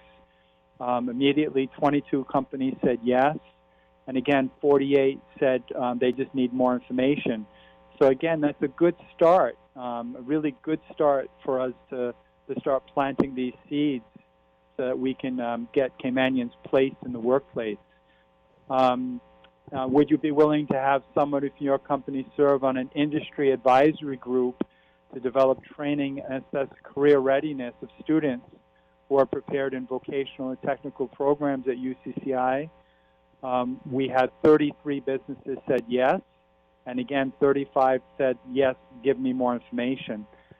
More questions about, are you interested in following the training of their staff? And we specifically focus on some of the fundamental skills for the workplace, so business English, business writing, business math. And I can tell you right now, between the two, we've had at least 40-something companies said absolutely. So again, just really, really good feedback that I hope will help UCCI and their board and Stacy to develop initiatives to help our workplace. Dr. Stacy? Yes, no, it's so encouraging that when we ask for someone to connect and put their hand together to create something for Cayman, what an excellent response we get here. And it helps us to ensure that the resources that we are putting to good use are in fact meeting the needs and equipping both employers with their current workforce skill set, but also we really are committed to trying to make sure that Caymanians have an easy access to the positions that are opening up. And one thing that we know is a need that employers express around the world is that often the development of soft skills or work readiness skills can be the biggest barrier to someone getting a foot in the door or staying in the workplace. So we're wanting to assess and make sure that as we're developing students that attend UCCI, that they're meeting the expectations of employers. And when we do that well, we know that we have accomplished exactly what we set out to do. So I'm really excited to hear the positive response. And you realize that sometimes it's just very simple, straightforward approaches to start a partnership and then build from there. And as I listen to you, I'm thinking as Mr. Panu was sharing in that partnership certainly gives the prospective employee, sort of a heads up as to the skill sets used, and then also the employer. But is this a case then we're looking at the private sector and employers in particular driving education, or how do we sort of interpret this? Well, I think it's a good balance. My philosophy is that demand-driven education adds an important element to ensuring that academicians have, in fact, a pulse on what is constantly being expected of our graduates as they're out in the workforce. I mean, one thing that would probably surprise most of your listeners is that for a long time, adults have tended to be the fastest growing segment of tertiary education. Mm-hmm. So what we're seeing is people who are already in the workforce that are seeking to upskill or to reskill. And so it's not that they're necessarily deciding academically what we offer, but they're helping us to assess how the work that we're doing is in fact preparing someone both for life and for what the workforce is expecting. So those Indeed. are both important goals, and it's a partnership for sure. Well, we hear about the mature student. We certainly recognize. Now, is this perhaps to you, Mr. Pando, first, then Dr. McAfee, from the perspective of academia, is this then the change in phase of industry, of the economy, that workers need to be upskilled and reskilled, the retooling that is taking place because of the fast change in phase of employment? Yes, I absolutely agree with that statement because it is a changing environment. I mean, just look at, I've said this before, I mean, in the media, reality, again, prior to COVID, we were talking about remote, flexi time and other things. And there was a lot of different reactions to that. And there were some employers who felt that it wasn't something that was, practical. Now look at it today. It's the whole dynamic has changed where remote work is everybody's basically doing it, right? And for the most part, it's become fairly successful for most organizations. So in that regard, it's changed. And it's also what it means is you can work remotely from anywhere in the world. So that changes the landscape virtually forever, really, when you think about it. That means the skills that you have to work remotely can be transferred anywhere. So again, the workforce, it turns into a completely different type. It becomes a global workforce where you can get skills from virtually anywhere. Yeah, I'm glad you said that. And before I ask, perhaps Dr. McAfee, I was asked to relay something, and maybe this would be an opportune time. Informally, informally. A small, less than a handful of individuals say they conducted a survey, uh, just happened to have concluded it prior to this whole sort of new environment in which we're in, trying to determine the infrastructure from telecoms perspective, and I guess, as I understand it, to see how good our internet service and speeds are and the like. And reached out to a few people they knew, and through there and got in contact with others who are here on a work permit, living, in a very sort of nice, I guess what, much cooler, I guess warmer climate, and are working remotely. They're based in Cayman with organizations across the globe, working from their condo on 7 Mile Beach or their house in Cayman Kai or Cayman Brac or wherever they happen to have been, and doing the same work that they would have if they were sitting in their office in New York or London or wherever they were.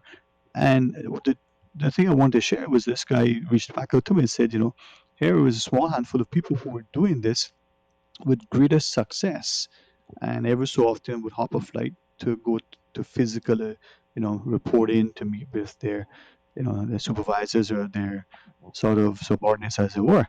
Now, here we are, as you shared, Mr. Pado, the notion that we can now do that in Cayman. So I asked that then, Dr. McAfee, from that perspective. As we look at the teaching and the training and the retraining, could we be leveraging that technology? Is there a hindrance from the perspective of, say, our internet speeds, the level of penetration? Are those things played into either helping us or hindering us presently? Well, that's an excellent question, and I guess I would offer an opinion from someone who probably is far more knowledgeable than I am. As you may recall, our commencement speaker last year was Senior Vice Cisco. President at Cisco. And I've been in continued conversations with Cisco, and one of the things that they had seed funded here was a Net Academy for UCCI to prepare people with certifications that would allow them to take on all sorts of in-demand jobs. In fact, the area that we're first focusing on is cybersecurity. And they believe that Cayman is a perfect place to deliver that type of service, and that because of how we are positioned with respect to the financial services industry and others, we're fairly unique in the network and the security that exists in terms of how data travels across our networks. So that being said, I think that if we start to say that certain types of work can be virtual, that it's our responsibility to continue to prove that Cayman is the best place to source talent from, whether it's locally, right? Because now we are developing a workforce to do more and more here within our own borders, but also that we have something exportable that allows us to also build our economy through international commerce. And I know from everything I've seen, that is part of what is the hope, that we will develop international trade at higher levels. And this is just one example of how we can do that together. Well, this is the thing, we recognize that people will readily and willingly relocate to a jurisdiction that provides them, with and meets their needs, including, making them feel safe and welcome. So, Mr. Puna, as we sort of close out this discussion, share with us your thoughts as to how this survey will benefit us and what we can look forward to going forward. Well, it just provides, I think, UCCI with some good concrete information, and also some contacts in the business community that they can tap into to work to collaborate with them to develop workplace initiatives that will help to address the evolving needs after COVID-19. And just on the idea of the infrastructure that you just mentioned, if I can just do a little tangential kind of comment, so the whole idea is Cayman is moving into has a great opportunity at this time. I know there's a lot of struggle and there's some challenges, a lot of people, But this is a good time for us to really take a look at what the infrastructure is for the country. Because the reality with a global workforce is really the only thing that's different in a global workforce is their preferred place of living.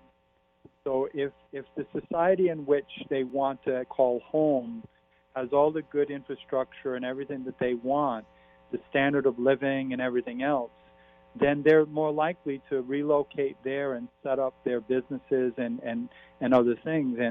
And certainly Cayman is in a perfect position for that because we have a great standard of living, a good quality of life, good infrastructure, and for the most part, everything works pretty efficiently here.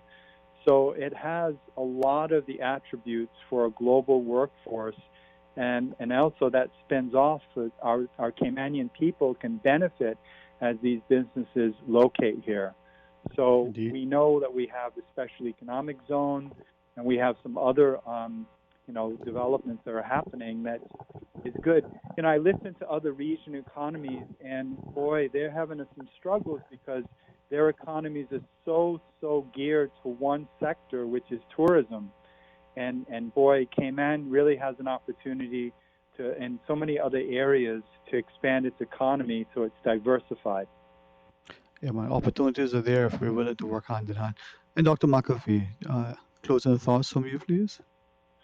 Just, I think, building upon what we've all said today, we're very lucky to be in a jurisdiction where you have people immediately raising their hand to get involved and to support and position our nation and those that reside here with the best opportunities that we can find. So we're honored to work with the Chamber, to work with businesses, to build something special here and to ensure that each person has the opportunity to lead forward and to secure a position that they would like to build a career on.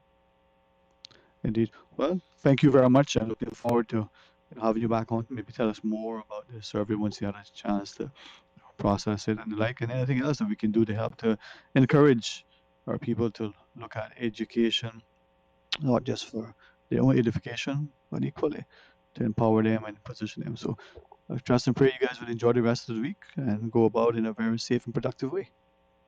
Thank you. Thank And you. now, you're most welcome. And to our listeners, going to pause and take the headline news. The political briefing will start sometime, and when it does, we'll go straight to it. But until then, let's have some open lines. So stay tuned for Talk Today.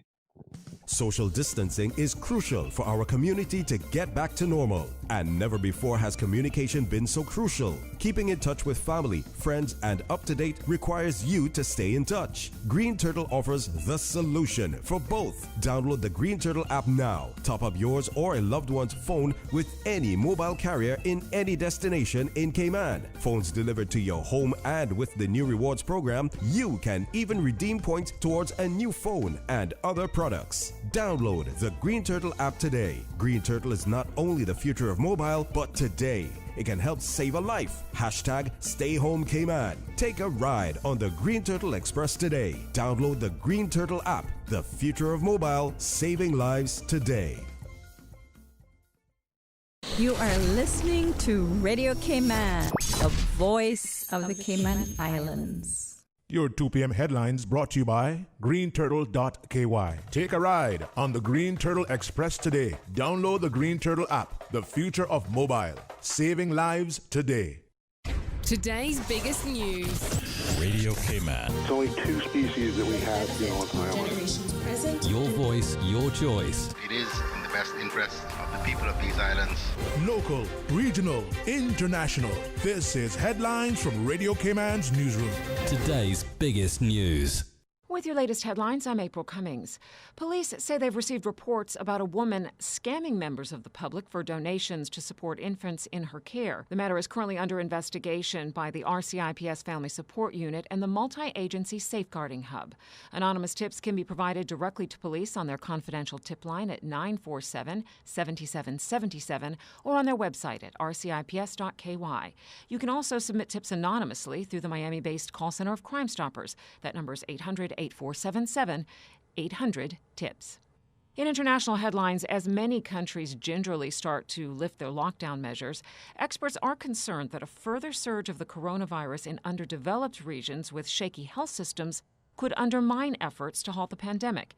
And they say more realistic options are needed. Brazil, Mexico, South Africa, India, and Pakistan are among countries easing tight restrictions, not only before their outbreaks have peaked, but also before any detailed surveillance and testing systems are in place to keep the virus under control. Health experts warn that could ultimately have devastating consequences. As the coronavirus spread this year, the world's richest communist dug into his deep pockets. Jack Ma, founder of e-commerce giant Alibaba Group and a member of the ruling Communist Party, helped to pay for 1,000 ventilators delivered to New York in April. Ma's foundation is also giving ventilators, masks, and other supplies to Africa, Latin America, and Asia. AP says the pandemic marks the debut of China's business elite as global humanitarian donors alongside their American, European, and Japanese counterparts. Ma, Alibaba, and other Chinese companies and tycoons are donating hundreds of millions of dollars in medical supplies, food, and cash across dozens of countries. Those are your headlines. From Radio Cayman's newsroom, I'm April Cummings. Your 2 p.m. headlines brought to you by greenturtle.ky. Take a ride on the Green Turtle Express today. Download the Green Turtle app, the future of mobile, saving lives today. Social distancing is crucial for our community to get back to normal. And never before has communication been so crucial. Keeping in touch with family, friends, and up to date requires you to stay in touch. Green Turtle offers the solution for both. Download the Green Turtle app now. Top up yours or a loved one's phone with any mobile carrier in any destination in Cayman. Phones delivered to your home, and with the new rewards program, you can even redeem points towards a new phone and other products. Download the Green Turtle app today. Green Turtle is not only the future of mobile, but today it can help save a life. Hashtag Stay Home Cayman. Take a ride on the Green Turtle Express today. Download the Green Turtle app, the future of mobile, saving lives today. For the latest in news and information, follow Radio Cayman on social media, Facebook, Instagram, Twitter. Download the Radio Cayman app or log on to our website, radiocayman.gov.ky. Your voice, we are here your for choice, you. your Whether radio. you're in extreme financial need, have lost your job, have been directly or indirectly affected by the pandemic, we are here. The Chamber of Commerce Pension Plan is here to assist through the Cayman Islands Government Emergency Withdrawal Program. To withdraw, visit chamberpension.ky and complete the online application form by filling in your personal details, the amount you wish to withdraw, and upload a notarized government ID such as your passport or driver's license. For information as it happens, visit chamberpension.ky or follow our social media pages on Facebook, LinkedIn, or Instagram. Email admin@pensions.ky or call 745-7630. We thank you for your patience as we address the high volume of email and phone queries. The Chamber of Commerce Pension Plan. You can count on us. The Wharf restaurant is back open to the public. After donating over 20,000 meals during the lockdown, we are energized and proud to have been able to help. Book your waterfront reservations today and enjoy live music while watching the sunset on our spacious and breezy terrace. The Wharf has fresh fish and fresh local produce options every day, as well as an extensive wine list. We are family and kid-friendly with a kids menu and tarpon feeding every night. We are looking forward to welcoming you back. Call 949-2231 to book your table today at The Wharf. Stop the spread of coronavirus by washing your hands with soap frequently. If none is available, use an alcohol-based hand sanitizer. Stay at home whenever you can. Avoid close contact with people outside your household by staying a minimum of 6 feet apart and wear a mask while in public. For more information, go to www.gov.ky/coronavirus. Talk today. But I do have some questions. Talk today. Cayman Islands' foremost listeners participation program. Talk today. Because there are more questions than answers. What the public is saying. Waging to take your calls right now. Sterling Dwayne Ebanks.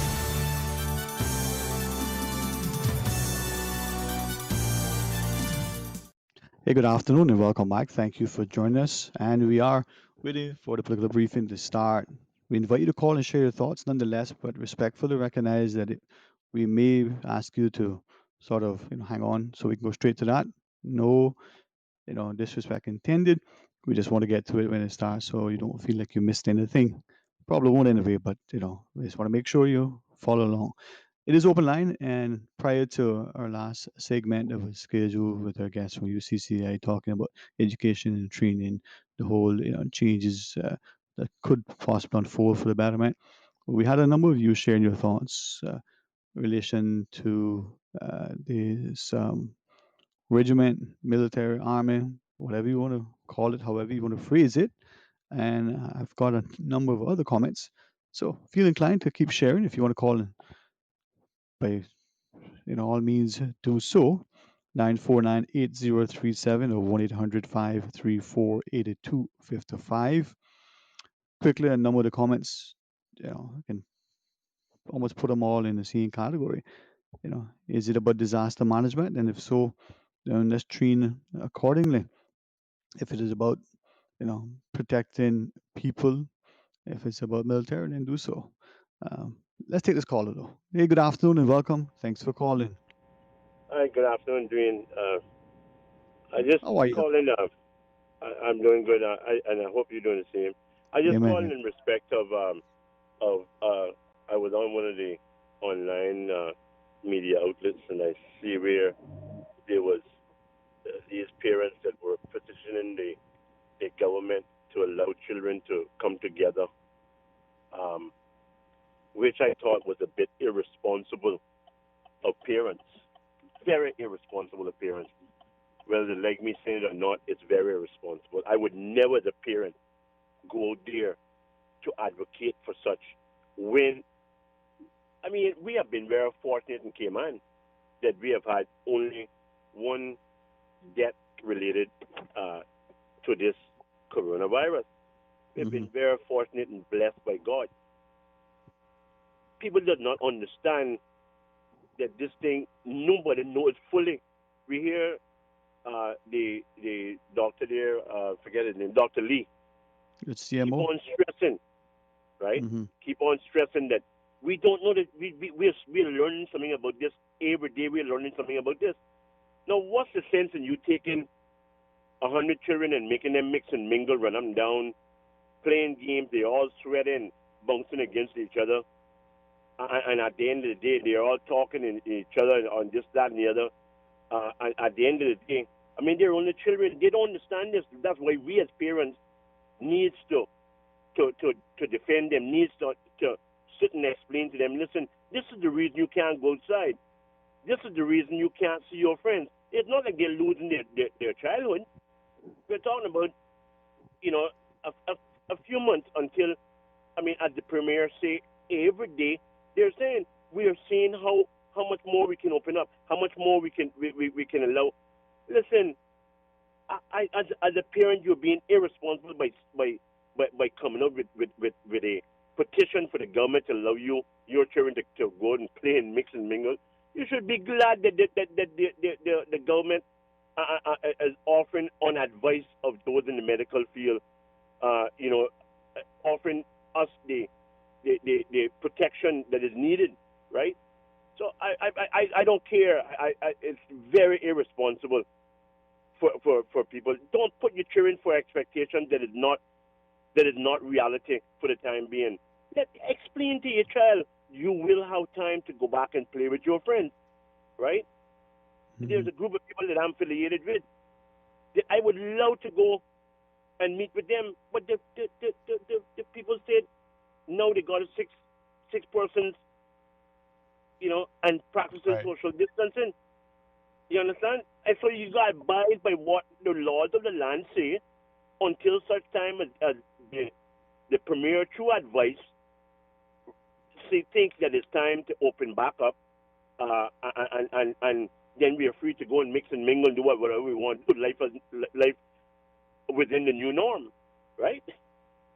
So that's my take for today, Dwayne. That I saw it and I was very, very, very unhappy to see it on that social media. Thanks a lot, Dwayne, and you have a good day. You too, man. And thanks for sharing. Probably others who equally agree with your perspective. Maybe there's somebody else. But thank you very much to that. And to those who are listening, if you want to take the opportunity to weigh in, maybe you, like the caller, have the similar view. Maybe you have a different take. Perhaps there's something else you want to share. Use the opportunity now. One of the beautiful things that I think we've taken for granted in our society in particular is the freedoms that I think we should enjoy in being able to voice an opinion, perhaps advocate for something, to be able to recognize that we do live in a world where information is, almost immediately accessible. Some of us can access it easier, faster, can understand it quicker and better. And for those that will take time to explain it to the rest of us, we're very grateful. But we're seeing that the WHO now, like many things since this whole thing unraveled, has said one thing and then said something else and then said something else. So now their latest sort of advisories relative to 3 layers for mask for the transmission on the asymptomatic. I guess it is an unfolding, ever changing, confusing seemingly. But are there things that we can do from a common sense perspective? Maybe, as some have said from the outset, the notion that the particular environment in which we live, not just the relatively good idea of well, here we go. That is the press briefing. The political briefing will start, so let's go to it. And join us tomorrow. Hello, everyone, and welcome to today's coronavirus press briefing. I'm Donna Bush. I'm so glad you could join us via our channels as well as on Radio Cayman. We go first to today's prayer by Reverend Joseph Kirkconnell. Good afternoon. My name is Father Joseph Kirkconnell, and I am from Cayman, but I'm currently serving in the U.S. I attended St. Ignatius my whole life until going off to university. So I was asked to lead us in prayer, and so let us pray. Heavenly Father, we thank you for your mercy, for your love, for your goodness. We ask you to continue to watch over our islands, to watch over our people, your beloved sons and daughters.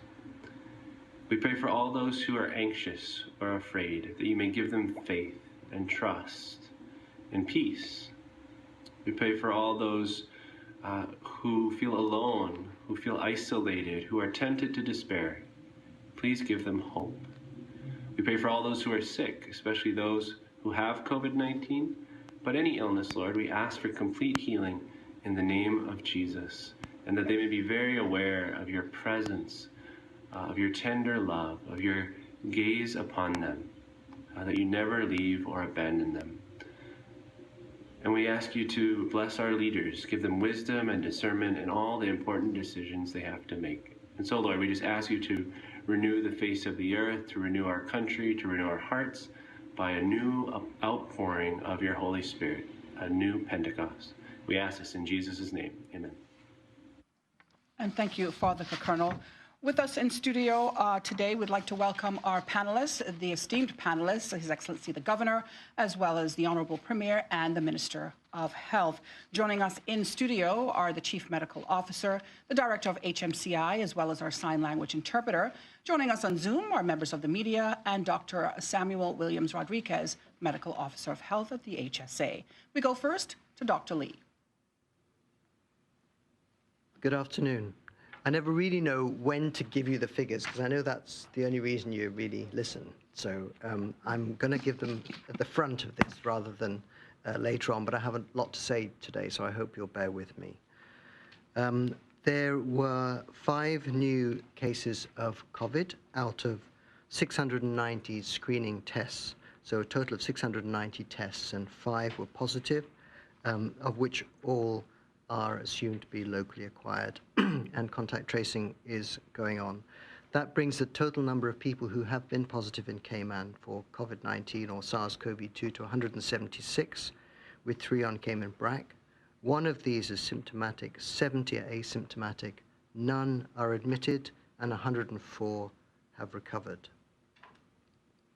For the people in isolation, there are 44 in the government facilities, 289 in isolation in their households.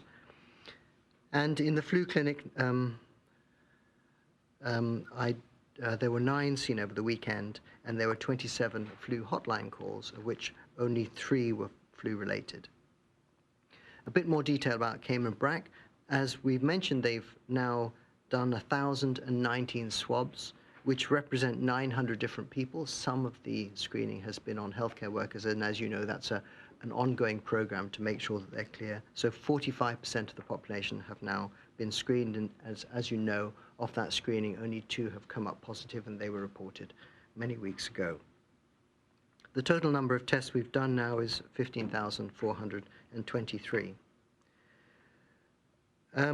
There's been a fair amount of conversation amongst the scientific media about the amount of viral load that people have and what that might signify. And we're getting increasing amounts of information, as we are getting, on a lot of different aspects of SARS-CoV-2. Although some reports say that you can't culture virus, which means you cannot grow virus in the laboratory, and by inference that means that could infect somebody. You can't grow virus if your viral counts are not significantly high enough. In fact, there have been other reports recently, in unpublished data, saying that quite low viral counts can still potentially cause infection. You'll recall that many of the viral counts that we're seeing in Cayman are relatively low, but that is a cautionary note for us that some of those still may be able to transmit infection. But we are learning a lot all the time. It's great to know that we have a licensed antiviral therapy now, so we are increasing our knowledge both about the disease itself, how to manage it, and hopefully at some point with a vaccine. There's been a lot in the news to address, and I've had a number of different questions about the news. On the 5th of June, the World Health Organization released an updated information pamphlet, a piece of guidance about the use of masks, advising that masks should be used where there is active spread.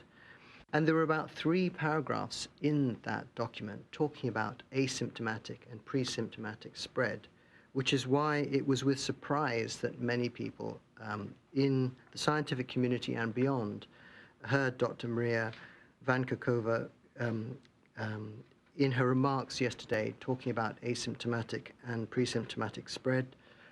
However, I have noticed that she has stepped back a little bit from what she said and have stated that her comments were not WHO policy at the time. 2 recent papers in the very respected, highly respected journal Nature have talked about the lockdown effects that have been instituted worldwide and have demonstrated quite clearly and with nice little moving graphics how the lockdown in a number of countries around the world managed to flatten off almost immediately the rate of infection and therefore save major outbreaks. So that is evidence for us all, but these very same papers have also cautioned us that as the lockdowns are lifted, we are likely to see more infections rise around the world. So far, time has been the most expensive thing that we've bought, and many of us have painfully felt that. I very much appreciate that. But that time has allowed the virus in Cayman to burn itself out in the relatively healthy communities that we're finding it in and amongst the people who are relatively young. So I thank you very much for your perseverance. That time has really helped us protect the people of Cayman, particularly our most vulnerable. And as you recall, we are still getting positives, and positives which I feel reflect some concern. But we're making great progress. The new norm will continue to be social distancing, trying to work from home where possible, reducing the density in all places, including in offices, and wearing masks. And in particular, of all of the things we do, hand hygiene is possibly the most important. So please don't forget that hand hygiene, which accompanies, of course, respiratory etiquette, masks, and the distancing. But having said all of that, it's going to be not very long at all before churches will be able to open, home care will be going back, sports will be able to restart. And so we all have that on the horizon, and I'm really pleased that that is just a little way away and will be there very soon. And I'm sure the government will be announcing that in due course, provided that the figures remain as they are, encouragingly low, and encouragingly, with nobody very sick being required to be admitted to hospital. Thanks, Donna. Okay, thank you very much. Dr. Lee, we do have a question for you from April Cummings at Radio Cayman. April, please go ahead. Thank you, Donna. Dr. Lee, just quickly, you talked about a moment ago, I just want to make sure I heard you correctly. You were saying we had a licensed antiviral therapy. Could you just speak to that a little bit for those of us who missed that part? Yes, I'd probably, there is not us, but the world, I understand there's one of the antiviral therapies has now been licensed for use in COVID I read. I would have to go back and refresh my memory to give you all of the details of that, April, but I can provide that for you if you'd like. Thank you very much. I wanted to make sure I'd heard correctly. My other question relates to some of the concerns people have messaged me over as we open up. There are folks who are nervous about seeing how many people are out and about right now and express concerns about perhaps not enough social distancing in some of the restaurants and stuff over the past couple of days. Have you yourself been out and about, and what have you seen, and how are you feeling about all that? I really would encourage people to continue their social distancing. It really, although we may well be in a good position in Cayman, we don't know if there will be an outbreak. That's the concern. We don't know if one of these cases that keep coming up as positive will not be detected and will start a flare-up of COVID-19. We're in a much better position to tackle that now. We are fully prepared. Our PPE levels are high. We have an amazing field hospital. We've worked really hard to get prepared for a major outbreak. But it is in everybody's own interest to maintain the distancing, to maintain the hand hygiene, to wear masks, continue with the respiratory etiquette, and when you go back to work, to continue to keep the densities down, because if there is an outbreak, then that is what is going to protect you. We've also previously talked about being in certain social groups, so try to stick to certain social groups, because that again will protect you. In the longer term, if we get to a state where we have a vaccine, which of course we all desperately want, then we may be able to go back to our old norm. But at the moment, the new norm is to protect yourself. But you could just be selfish and think of yourself and the people around you, or you could think of the whole community. But whichever you do, please do protect yourselves. And finally, Dr. Lee, I'm sorry to take up so much of your time. There have been some rumors going around about people with masks either having trouble breathing, and some rumors about, I couldn't tell if it was carbon dioxide or carbon monoxide toxicity. Is there any truth to any of that, and could you address that for us? It's difficult for me to address a rumor, not something I'd like to do. Certainly I can say that, of course, surgical masks are worn by surgeons for hours and hours and hours a day whilst they are doing very meticulous surgery, and it's not an issue. Carbon dioxide moves away from the body very easily with each breath. I think I would not recommend anybody from entertaining exercise with a mask. I don't think that's a sensible thing to do. But if you're resting quietly, going about your normal business with a mask, doing your shopping, whatever, I don't think there should be an issue with that. I recognize there has been some concern, but it does not really give me cause for concern. And the issue is not carbon monoxide, it's carbon dioxide. I was afraid you'd say that. Thank you, Dr. Lee. I appreciate it. Thank you very much, April. Dr. Lee, before we go to Wendy at CNS, I have a few questions from the public. The first one relates to frontline workers being tested. With the huge numbers of people who've been tested, have all healthcare workers been tested? Those that work in the older people's homes, those who work in the hospitals, are all front healthcare workers? As far as I'm aware, yes, and actually a lot of them have been tested multiple times now. Yeah, I would imagine so. Okay, thank you. The other question is, how do we know that the results that we're getting, and I know you mentioned this before, but just for clarity, how do we know that the results that we're getting are not false negatives or positive? I think you're basically asking about the quality assurance of any laboratory. And so we've previously talked about sending results to CARPHA as a quality assurance, but the best people to talk about this would be people from the labs. And if you really wanted, I'm sure they'd be delighted to talk for a long time about the quality assurance process that they have in place. But they're both internal controls, so they do controls on the samples themselves by having test samples go through. They regularly, as we know, shut down the machines and again go through test samples. When there's a new machine or a new reagent come, they go through another set of tests. So there are internal things. There are also external controls. So, for example, the Health Services Authority has contributed to a WHO program to validate their results, where they get sent some surprise results and then they have to provide their answers. I don't know what the answer to that is. We haven't had the results back on that. Okay. And also laboratories share information. So there's information being shared between Doctors Hospital and the Health Services Authority on their lab. So there's lots of internal and external controls, both which happen on an every test basis as well as more planned programs. And both of the labs providing PCR, or all of the labs providing all of their services, do this for all of their procedures and processes. Okay, thank you very much. We're going to go now to Wendy from CNS. Wendy, please go ahead. Okay, I think Ralph from Caymanian Times is standing by. We'll go to him and come back to Wendy. Ralph, please go ahead. Yes. Thank you. Hey, good afternoon, Doctor. I hope you had a great weekend, and thank you for that report. Actually, you answered most of my questions, particularly with that WHO update. But one question I have for you, as some of our business owners, particularly in the hairdressing and salon industries, get ready to reopen, can you give us an idea of what the protocols will look like? Unfortunately, we're not able to provide protocols for every business that's returning to work. There is a lot of information that's been produced from the government about going back to work because their general principles apply to all groups. As far as industry-specific information is concerned, we are asking that everybody would look to their industry leaders. As far as the hairdressing is concerned, for example, I did a quick check yesterday about whether I could find out some information, and pretty quickly had followed a link from the UK government. It wasn't a health website, clearly, because that's not a health issue, hairdressing.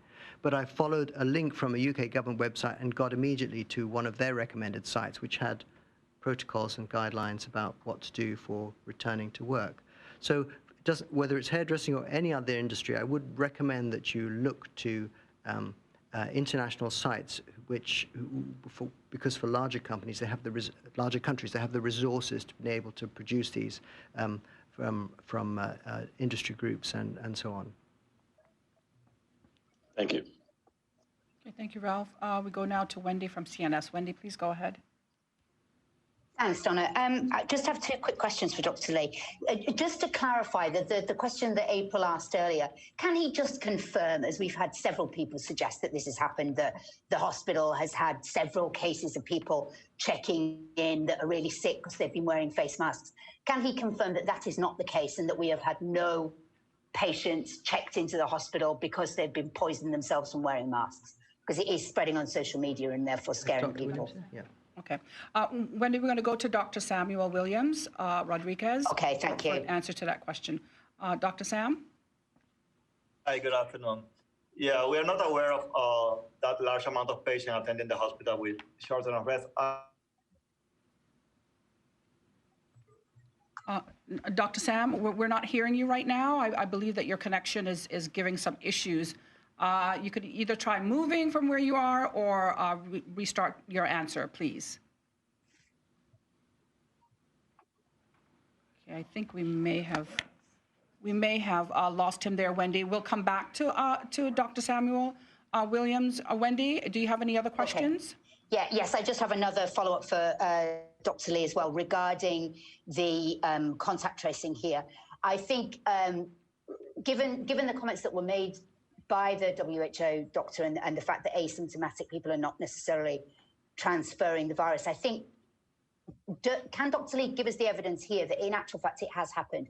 Because he said on many occasions that we've contact traced and there's been people who were positive, who were tested positive for COVID, who were contacts of people who were asymptomatic. So does he have the figures for that, which would definitely help to underscore that there is asymptomatic transmission, which I think we all know here that there has been?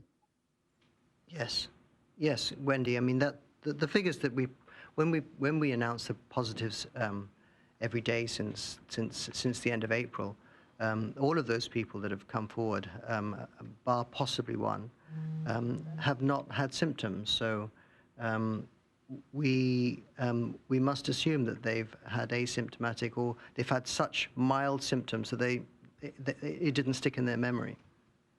That is a possibility. I think a lot of people who live strictly by the definitions will say that many people who say they have no symptoms actually have had maybe a day of incredibly mild symptoms, and they would count that. But it's very difficult for some people to remember a sniffle perhaps one day or a mild headache.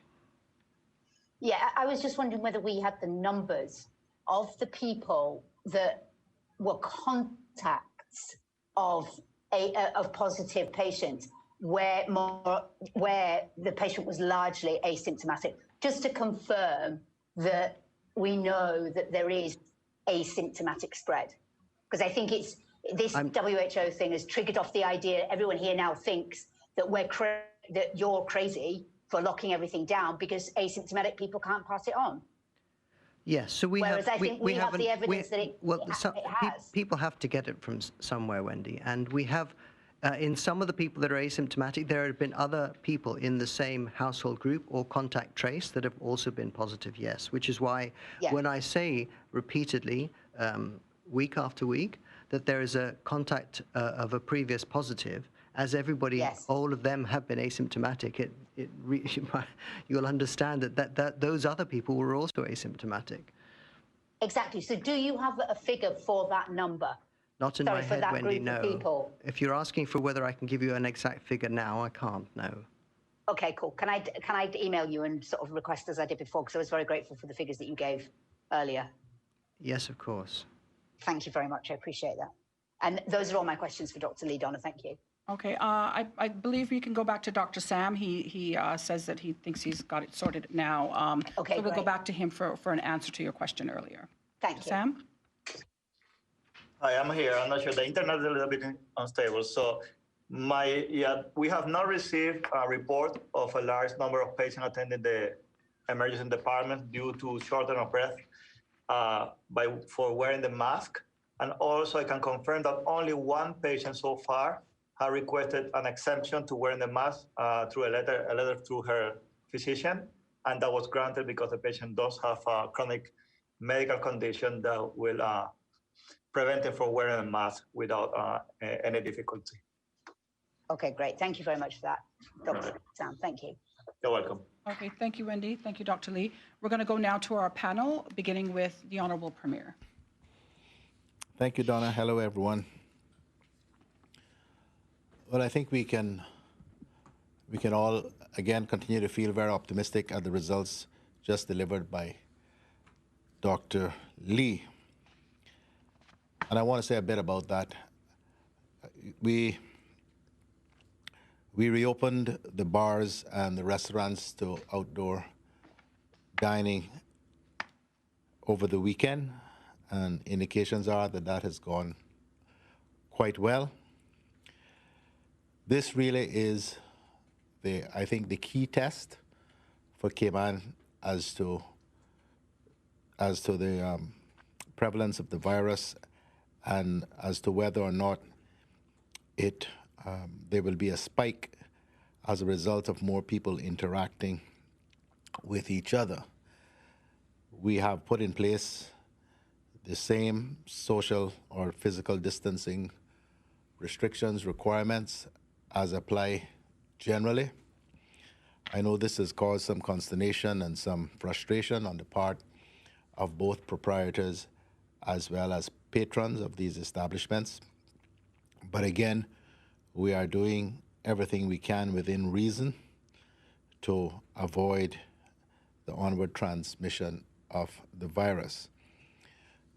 The jury is still very much out on many of these issues, and the discussion Dr. Lee just had with Wendy about the WHO announcement and then withdrawal of the announcement regarding whether or not asymptomatic persons can pass the virus on. Continues to be an international debate. But as Dr. Lee has said, those who are getting it from someone.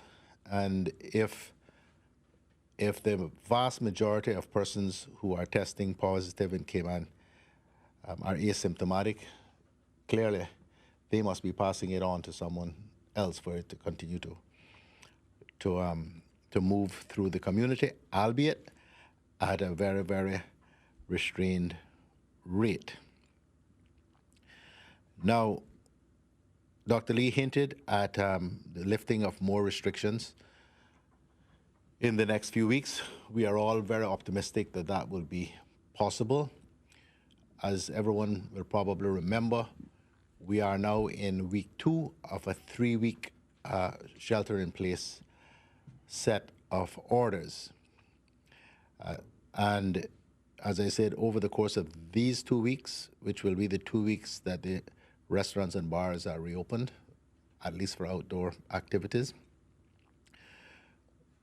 by this time next week, well, I think we will have a pretty good idea whether that reopening has in any way impacted the infection rate of the virus. We're still keeping it very, very low, or I shouldn't say we're keeping it, well, perhaps we are as a result of our measures, at about 1.15%. So assuming that all goes well over the course of the next couple of weeks, we should be able to lift virtually all of the current restrictions with respect to gatherings and with respect to what I call the touch services of medical doctors, medical clinics, for purposes other than just emergency, as is currently the case, and hair salons and so forth being able to reopen. We should also be able to begin to allow domestic help and child caregivers generally, back into the homes. And I know this is a big issue for many, many people, to allow, again, children to have access to playgrounds and to interaction with each other. We are only just about beginning to focus very seriously on what those new restrictions, what those new arrangements, not call them restrictions anymore, let me put that word behind us, what the new arrangements will be like, because there will have to continue to be a some sort of shelter-in-place regulations for the next little while, governing mainly behavior rather than so much where you can go and what you can do, but how you should conduct yourself in relation to the continued wearing of face masks, proper hand hygiene and respiratory etiquette, as well as the now famous or infamous physical distancing requirements. So that is the good news. Also, we will have to consider over the course of the next few days what we do with respect to travel, inter-island travel. And again, that will be done in conjunction with the representatives from Cayman Brac and Little Cayman. We have tested, I think, about 52% of Brackers, and other than the 3 cases that we have, nobody's tested positive. Everybody in Little Cayman is negative. So obviously, allowing inter-island travel from Grand Cayman is going to increase the risk of COVID being reintroduced to those 2 islands. And so that is the risk that we have to weigh in the balance, because there is an increased pressure from Brackers, many of whom have second homes, or indeed maybe even a first home in Cayman Brac and want to return there, and a 14-day quarantine before they go is, shall I say, something of an inconvenience. So those are some of the of the issues that we will have to grapple with over the course of the balance of this week and early next week. And as I say, assuming that the results continue to be as good, to trend as well as they currently are, come next, well, yes, today 2 weeks. Yeah, today 2 weeks, or yesterday 2 weeks, whichever way you look at it. We should be able to really return to pretty much normal activities in Cayman, albeit with borders that remain closed, and all of the challenges and frustration that involves.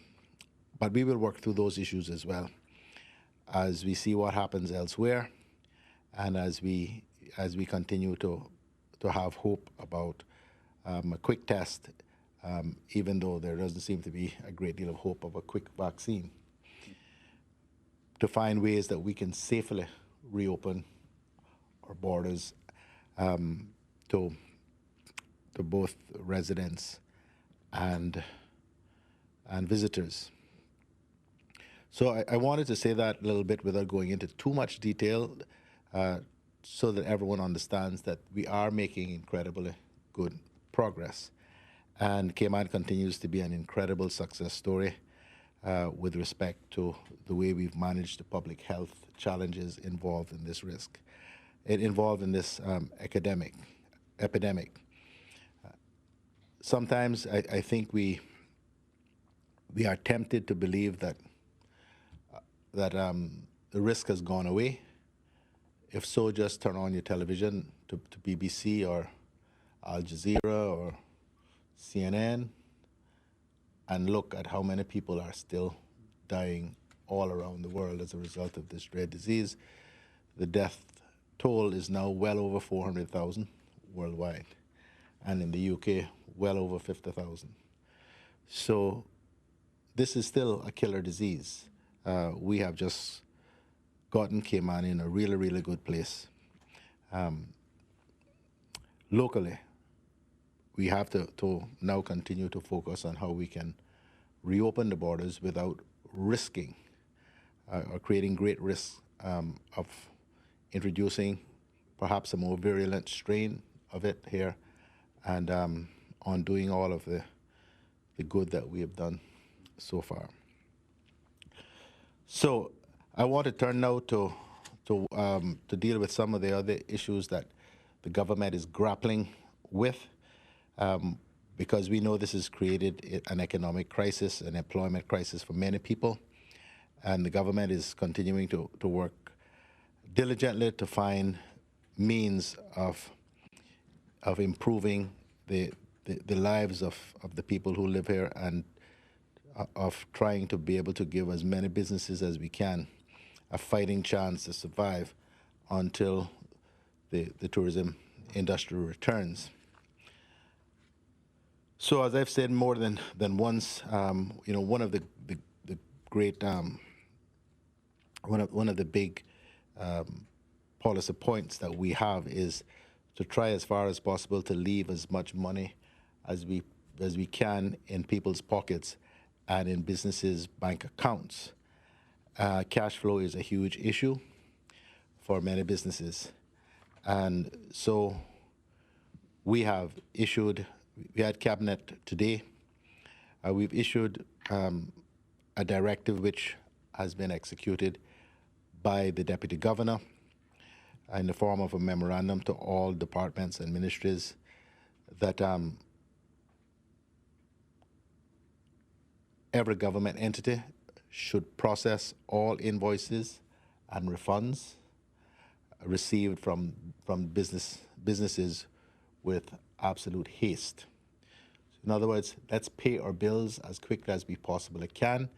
If government owes businesses or individuals money, refund it as swiftly as you possibly can, because cash flow is a major issue.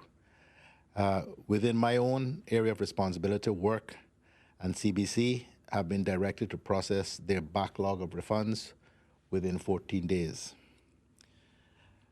Just some examples. Since January, Works Accounts team have processed some 1,183 refunds due to refused, withdrawn, or canceled permits, with a marked increase in cancellations since March.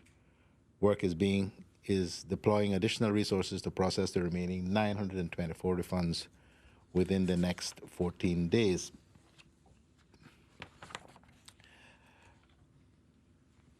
We've also been made aware that issues with work permits expiring during the shelter-in-place orders have created operational issues and legal issues for businesses and for work permit holders. The government has taken a number of actions recently, last week and again this week, so that employers whose work permits expired since the shelter-in-place orders came into force on the 27th of March are now required to apply for renewal by 30th of June to be in compliance with the law. The original deadline for employers of 31st of May has been extended following consultation with private sector stakeholders, including the Chamber of Commerce. And there is also an issue with respect to temporary work permits. And so the government has issued a directive to the Director of Work to extend the validity period of temporary work permits held by construction companies and by small and micro businesses, domestic helpers and caregivers for a period of 10 weeks. This is to reflect the time lost during the shelter-in-place order. This applies to work permits that were valid as of the 27th of March, 2020. So essentially what we are doing, if I can summarize it, is we're giving businesses back credit for the time they have lost. So they've had a work permit for someone, a temporary work permit for someone. The individual was not able to work because of the shelter-in-place provisions. We're giving you credit back for that time. So you get an extra 10 weeks.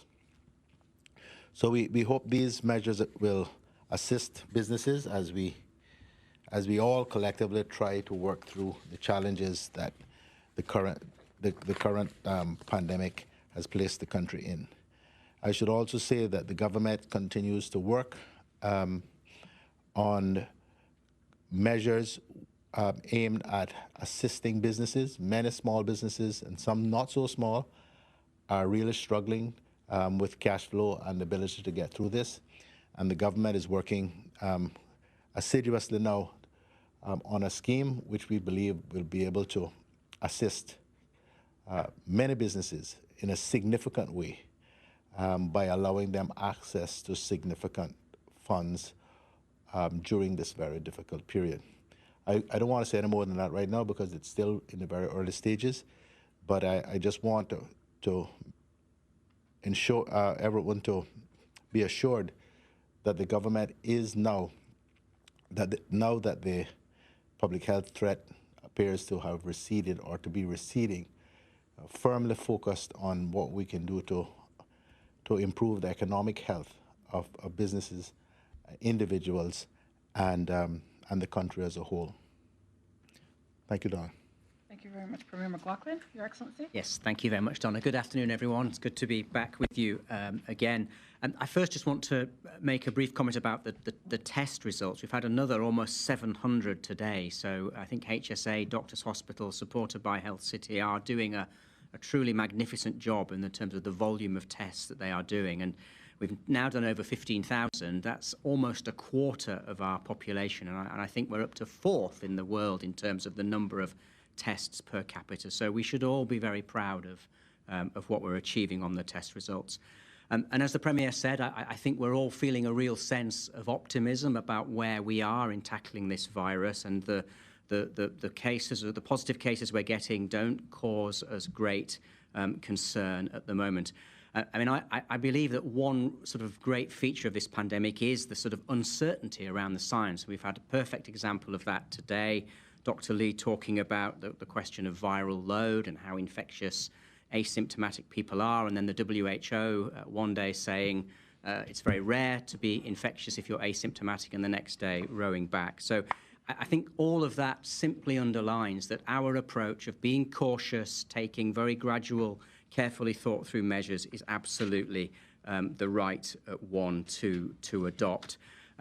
But as the Premier said, we are now getting very close to the point at which we'll be able to ease many of the restrictions. And that is, of course, very welcome as we get to the next point around about the 21st of June.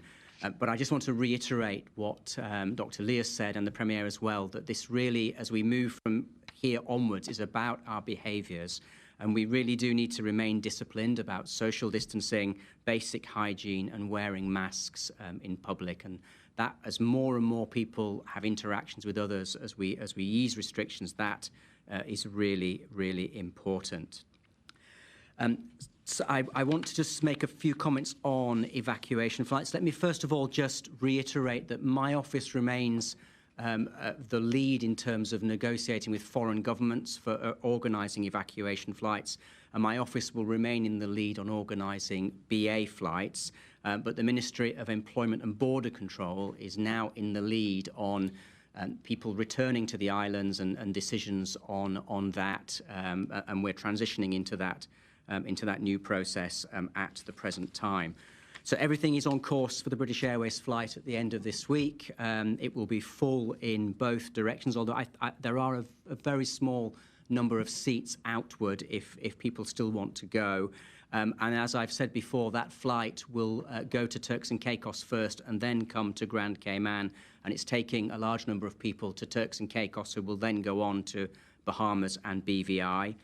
We remain in very close discussion with India about the two flights there, and I think we are getting there, but there is just a final negotiation around the personal protection equipment needed by the BA crews on those flights. But we are very close to an agreement, and I know the Indian community is very keen to see those flights confirmed, and I hope we can confirm those soon.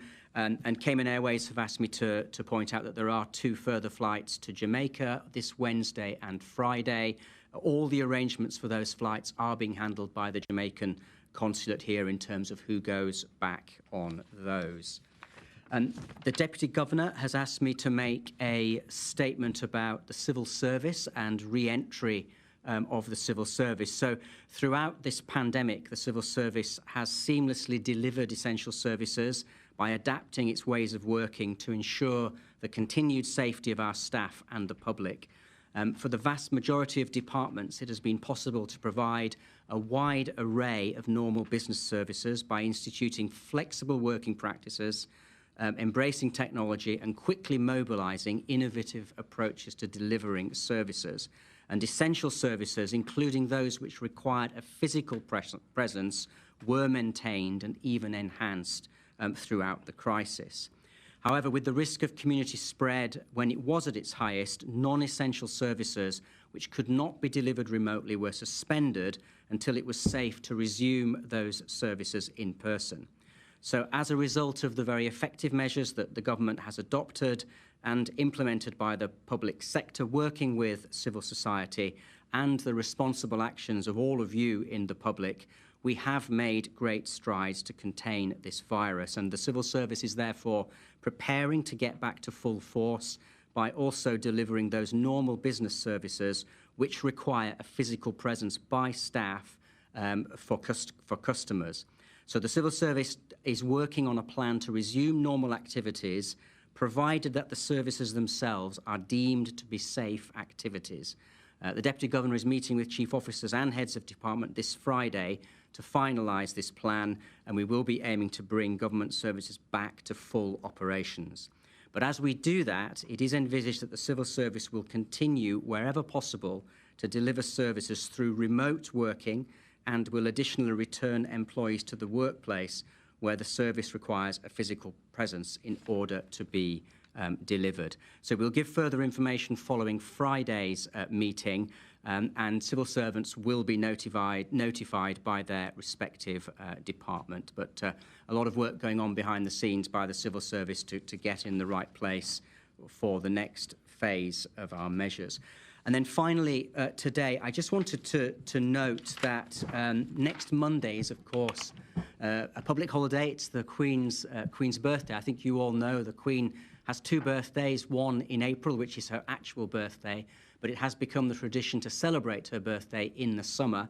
Of course, this year we won't be able to organise the parade that we normally do, and we won't be able to organise a reception at Government House. And that's all very sad, and it's probably the first time probably in living memory that we've not been able to do that in the islands. But I just want to say that, as Her Majesty herself has said, and she captures the mood so poignantly so often, that we will meet again, but for reasons that everyone understands, we won't be doing that for this year's Queen's birthday celebrations. Thank you.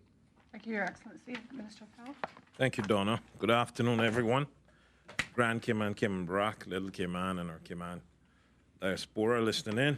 I know it's been said that anything you can do for 30 days, you can do for the rest of your life. But with this, but this last 3 months seemed like a lifetime. The difference is that our freedom, we had little freedom, and it was impeded, and most jobs were halted. No, the thing about it is that no one is really a specialist on COVID-19, and as you heard, every day is something new, something being learned about this disease. And when the COVID-19 started back in March of this year, for the first 3 weeks, I got emails and messages about how proud people were to be Caymanian, and how we were doing such a fantastic job. But now people are getting weary, and we understand it. But they're getting weary about what has worked. And in our estimations, and we've not lost one Caymanian life, and that was our goal to COVID-19, thank God. We are asking for some patience and just a little bit more. We don't just pick these ideas out of the sky. We consult with the CMO, Cayman Islands Public Health England, CARFA, etc. Thank God we did what we did when we did, and most appreciate what we did. And we get the calls and messages about some of the measures that we took back then on March 22nd. If we didn't respond, we would be called out, like how the World Health Organization has called out places like Tanzania for their lackluster response and not doing enough to stop the spread. We know it's different from what we used to and the freedom we are accustomed to, and we want normalcy back, but very little in the world is normal right now, sadly so. And most are doing what we are doing. And so even if we released everything normal locally, we still have the challenge of waiting to see what other countries are doing with their challenges in terms of opening back their borders. And we are fortunate enough to be able to assist in the way we have after this COVID-19, during this COVID-19, because of the way that we handle our finances over the past 3 years and before.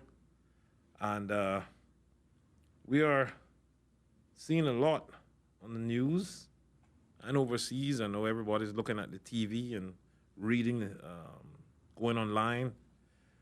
But the real stories are not being told. We're trying to do the best that we can here in the Cayman Islands to ensure that we don't put our guards down. Sometimes you can put your guard down too early and get blindsided. So I know it's uncomfortable for some. Some people want the churches open. I definitely want to go back to church. You know, I feel it in my bones. I need to get back there. We need to find a safe way. whether that's a plan, two types of different plans. You could have an inside plan, an outside plan, you know. But we need to do everything that we do safely, because some of these things are going to be here for a while, because until we find a vaccine. Some are concerned about bars being open, restaurants being open, and not churches. That is a very valid concern. There's reasons behind why we did what we did, and we ask you all to just trust us for now. And it won't be long before some of these entities are back open again, whether that's salons and barbershops, etc. You have been very patient, and we thank you for your patience. Today's scripture reading is from Exodus 15:13. You kept your promise. You rescued the people you promised to redeem. In your strength, you will guide them to the promised land. Today's shout out goes to Meals on Wheels. Thank you for the amazing job that you guys are doing. A lot of people are made happy when you show up at their doors on a daily basis. Thank you. I say, with all that's going on, let's be thankful for all things that we have currently.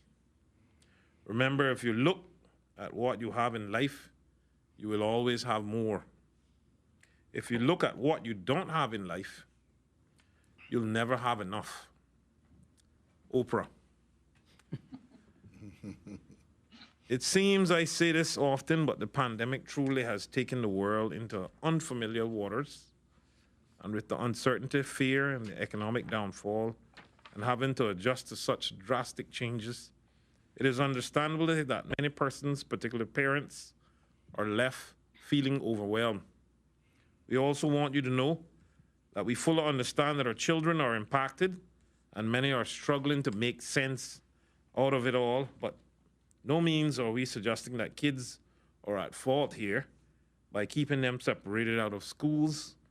With all public health matters considered, this decision still really comes from a place of love. As we all know, even with a common cold, children in their innocence tend to be the biggest spreaders. In this case, however, we are not dealing with a common cold.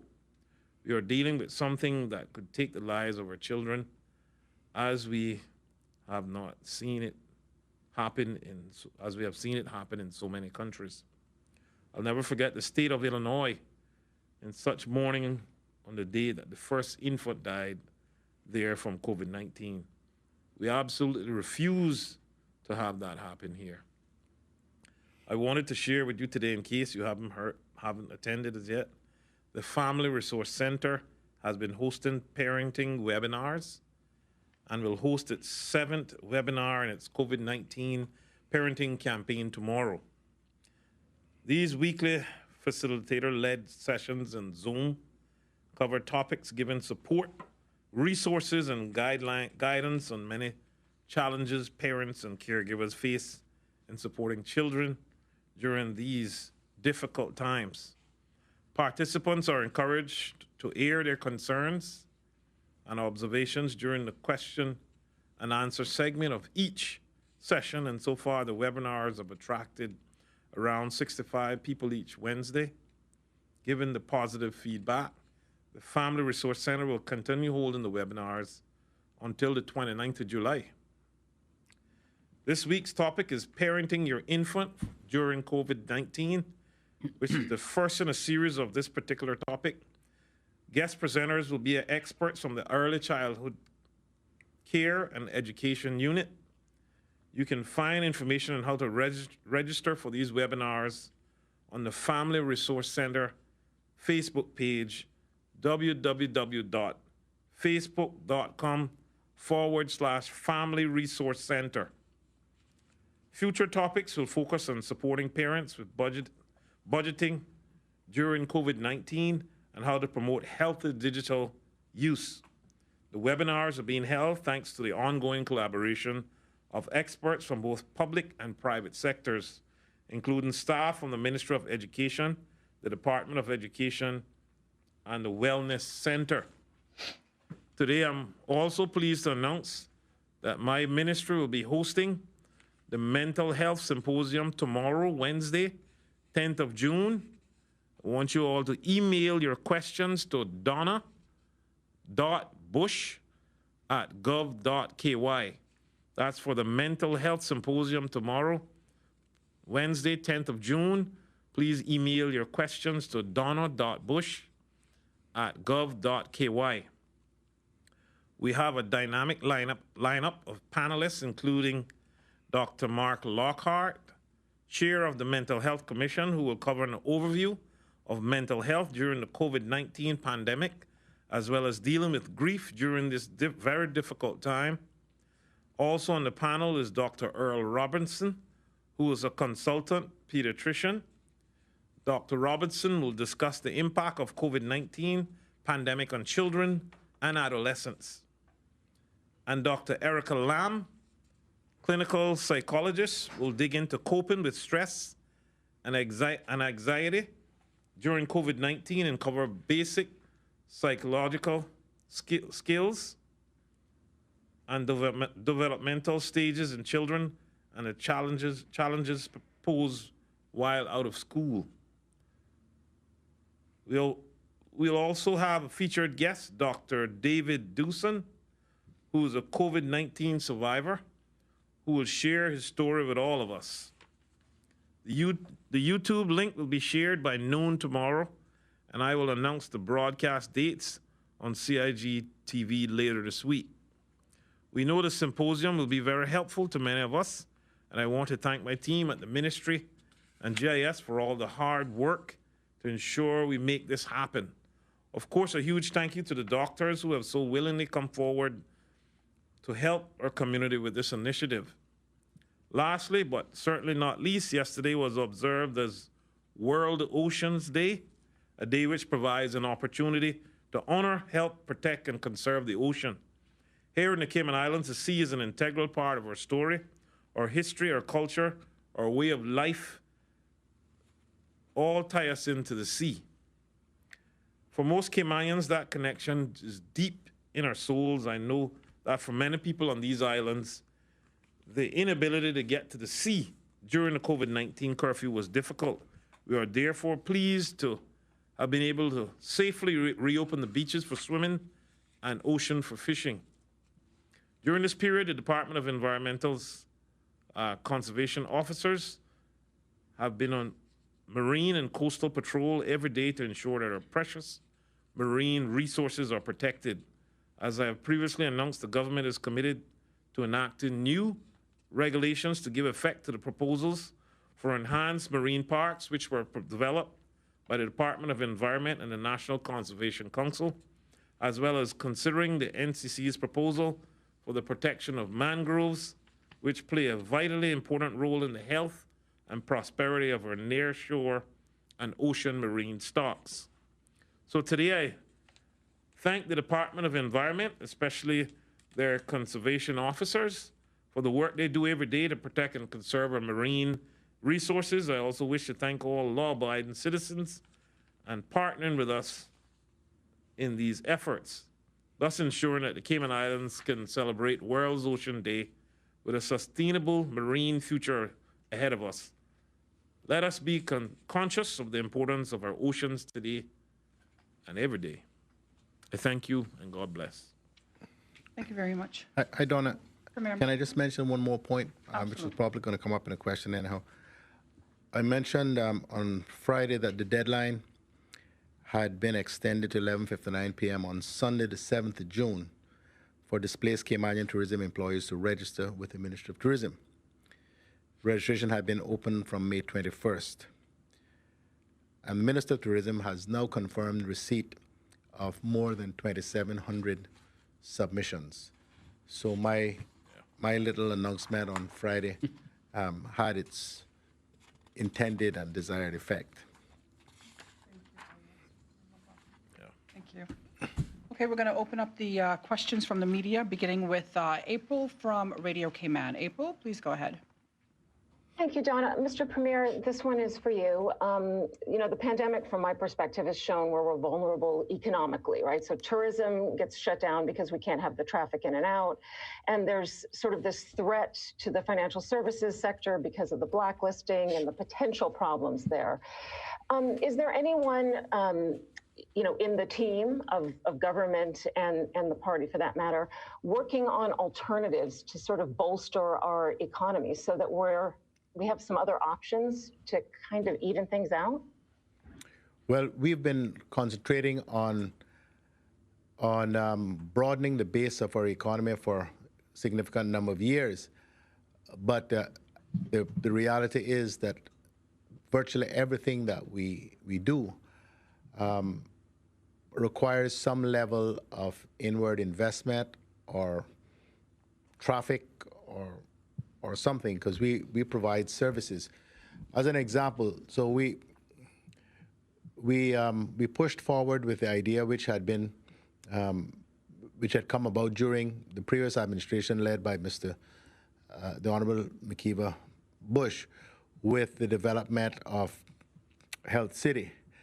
And as we saw that, all of us on both sides of the House at the time, as a way to create another limb to the tourism industry, one which we felt was more reliable than leisure tourism, because the theory went that people get sick in good times and in bad.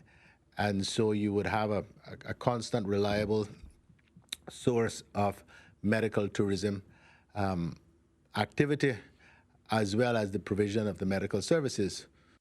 Well, lo and behold, this pandemic proved that theory very vulnerable, in the sense that that still requires people to come into your country. So financial services actually is proving to be far more resilient than many other, even though that too requires the demand for international financial services. And even though we are on the EU blacklist and we're dealing with that challenge, as well as challenges around the anti-money laundering and counter-terrorism financing rules set out by the FATF and CFATF, the industry still continues to do really well. Now, in terms of local industries, development and construction, many people say is another limb to, or another industry, and another limb or another pillar of our economy. But again, the reality is that is driven in large part by the inward flow of people, either as residents, as work permit holders, or visitors. Because without that inward flow of people, the demand for the places that are being built would not be anywhere near as great. So I think the lesson, the short lesson from all of this, is that this is a very interconnected, interreliant world in which we live, and that it is impossible to succeed, certainly in a place as small as Cayman, with as limited the natural resources that we have, which would allow things like manufacturing and factories and that sort of stuff. God forbid, my own view. But without that basis, and with a population as small as ours is, it really is not possible to have a successful and prosperous economy and population without inward investment and the inward flow of people. So, Mr. Premier, that helps a bit. Just a quick follow-up really has to do with alternatives that we were kind of exploring, like the tech city type ideas. But those all seem to still be in their early stages, not enough certainly to replace a huge chunk of the economy here. Is that correct? Yes, and again, they all would require all of the same things that I've just spoken about. Initially, they will require the importation of the sort of high-level technical skills, and therefore other people, coming into Cayman to help do them. And of course, we're not providing those services or those products, as the case may be, for consumption locally. So again, we need to be able to have access to international markets to be able to succeed there as well. So all of these things help in terms of broadening the base of our economy. But the reality, as I think all around the world are seeing, the world in which we live now more so than ever before, has such a high level of interconnectedness and reliance on demand for the goods and the services and the products you produce, that when you have a global pandemic such as is the case now, it seriously and negatively impacts every country.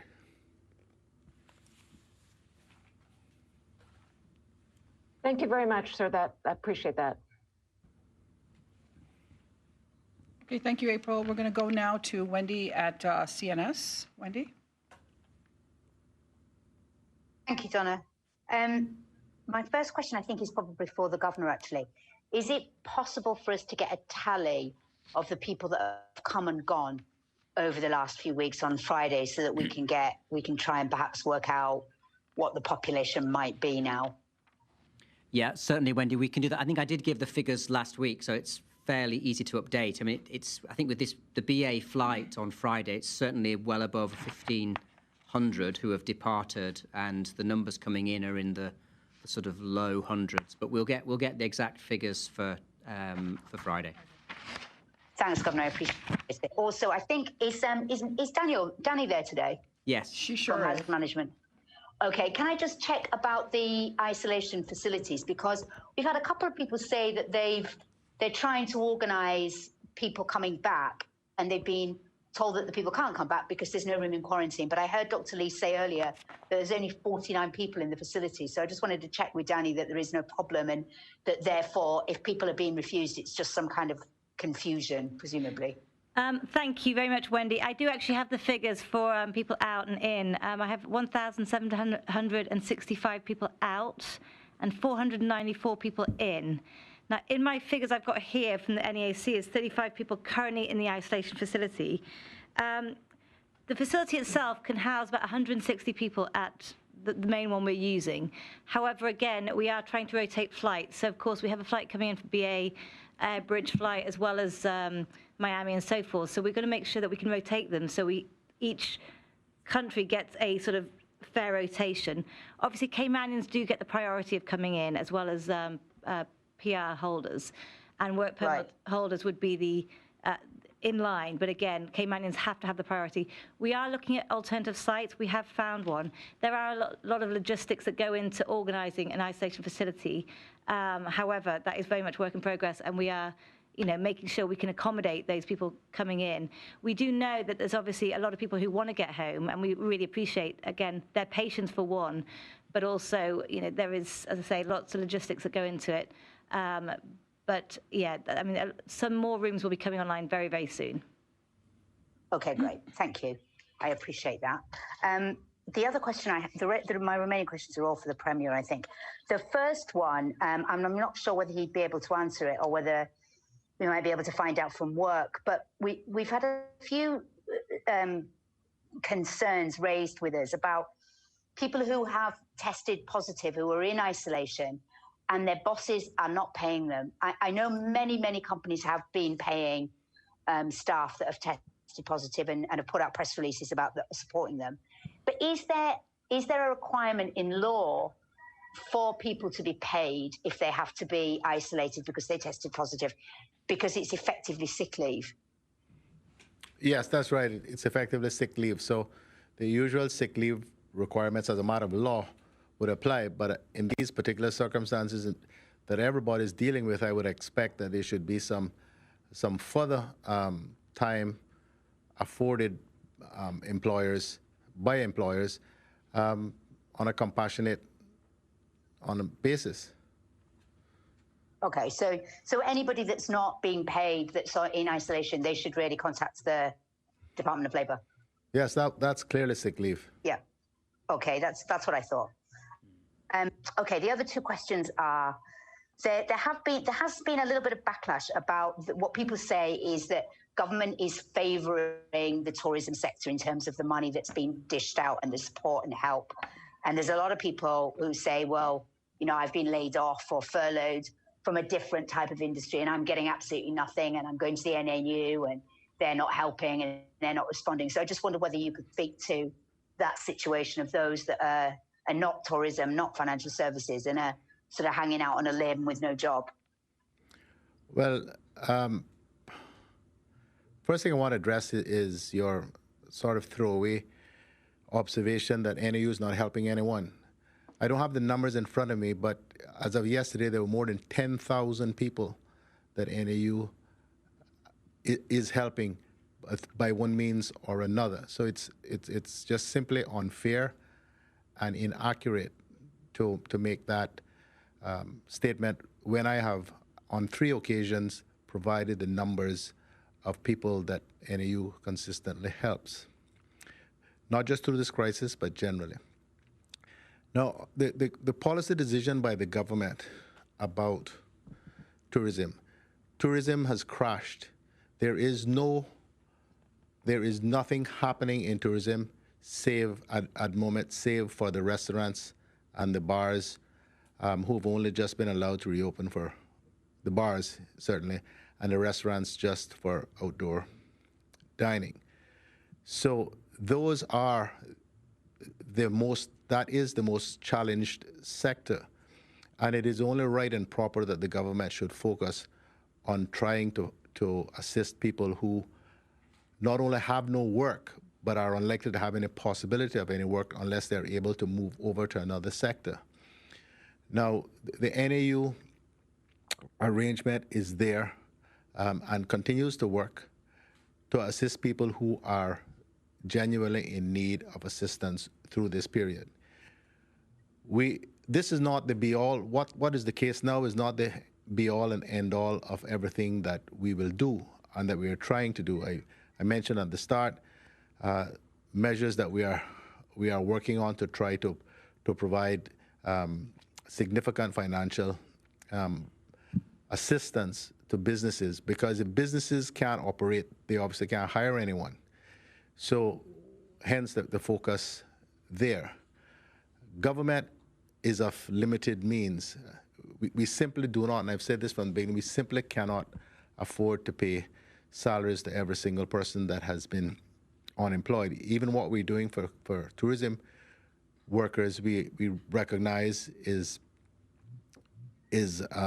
very small in terms of the overall assistance. $1,000 a month over 3 months, while that amounts to a lot of money from government who's paying it out, does not amount to a lot of money to the tourism worker who's receiving it.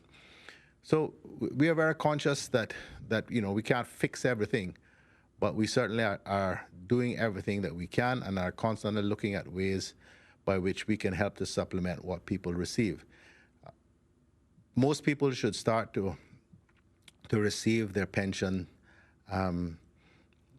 withdrawals over the course of the next few weeks. I gather more than 20,000 applications have gone in. That means that a very significant part of the private sector workforce has applied for withdrawals. So that should help, depending on how much the individual has in the fund to start with. That should help as well. Meanwhile, we're driving really hard to try to get the economy, the various elements of the economy moving again. Bars, restaurants, construction. Construction has been a massive boost in terms of economic activity. And we're going to continue down this road as hopefully we get to the end of the restrictions themselves. We've pointed out, as the Minister of Finance did, that government is already going out to ensure that we have contingent financing so that we can continue to support the economy, businesses, people, and to get us through this very, very difficult time until the borders can open and hopefully tourism can start to recover. So, you know, we're far from perfect, but believe you me, we're trying really hard. Thank you. No, I appreciate it. It's just that a lot of people are, you know, raising these issues. And no, I hear them too, Wendy. I hear them too. And Yeah, that's I'm why sure you I do. thank you for the opportunity to be able to say what it is we're doing. Okay. The other one as well, which is a similar kind of thing, which is unfortunately another criticism, is that parents are saying that you just haven't justified or listened to them in terms of the childcare problem and the lack of allowing small groups of kids to come together. So, you know, I mean, I understand that you would have seen the petition by now that's been handed in. What are your thoughts about that at the moment? Well, Wendy, we have been guided by the science all along. These decisions about who can gather and who can't are not my decisions. I support, as does the government and the governor, the decisions, the advice and guidance of the chief medical officer and his team. That is why we have been so incredibly successful. Had we given in to every whim and fancy and demand, I think the results would be very, very different in terms of the number of people who were sick or dead as a result of this pandemic. So it's not as though we don't listen. It is that the medical advice tells us that at least for the next couple of weeks, we need to hold the line until we see what the results are as a result of this latest release of people back into circulation, particularly with respect to the bars and the restaurants, and of course last week's and the weeks before release of construction workers. So again, I just beg people to be patient, trust the course we're on. We have delivered so far, and I'm confident if we just stay on course for the next few weeks, we'll come out the other end being able to move around in Cayman with a relative sense of safety and security, resume our social activities, our employment lives, and live in something of a bubble, approaching a bubble, while we work to find ways to be able to reopen the borders. If we wind up with a massive outbreak, it's going to change everything. We are trying to avoid that, and that's why Dr. Lee keeps talking about as we reopen the economy, it becomes more and more a personal responsibility of each of us, and particularly parents, to limit the interaction that our children have with other children and other people, so that if something happens, we all know generally who those contacts were before we sort of say everything is safe, everything is fine, let's get back to life as normal. Because if an outbreak happens in those circumstances where everybody's commingling, trying to trace contacts is going to be an impossible exercise. What's saved Cayman, we believe, so far, in large part from the tragedies that have occurred in so many other places, is we've managed to protect the vulnerable and the elderly from exposure to the virus. But they are still very much at risk in the present environment. And so I say this because I see lots of noise around grandparents, children wanting to, or parents wanting their children, and children wanting to meet their grandparents, and grandparents want to meet their grandchildren. That's all understandable and very natural, but we need to be able, and parents are going to have to make those judgments to assess the risks as they increasingly, the government restrictions are going to fall away. Okay, I appreciate that. Thanks, Mr. Premier. Donna, that's all my questions for today. Okay, thank you very much, Wendy. I do have a few questions quickly.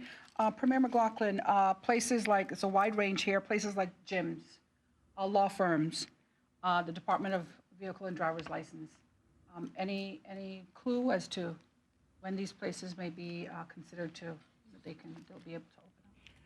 If things continue on their present trend, probably in about 2 weeks. Okay. We know currently those who are on work permits and coming back on those evacuation flights that would be going out have to pay a fee to be in quarantine. Any idea when that may be lifted and persons that are coming back won't have to go into the isolation facilities but be able to isolate at home and not incur that cost? Well, this is the big question, right? Because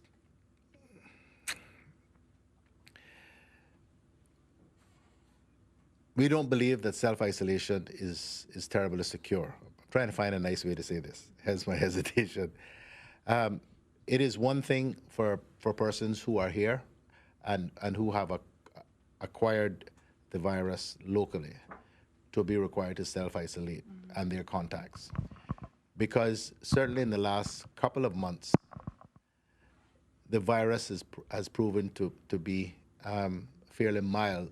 The symptoms, if people have them at all, be fairly mild. There is so much still unknown about this virus.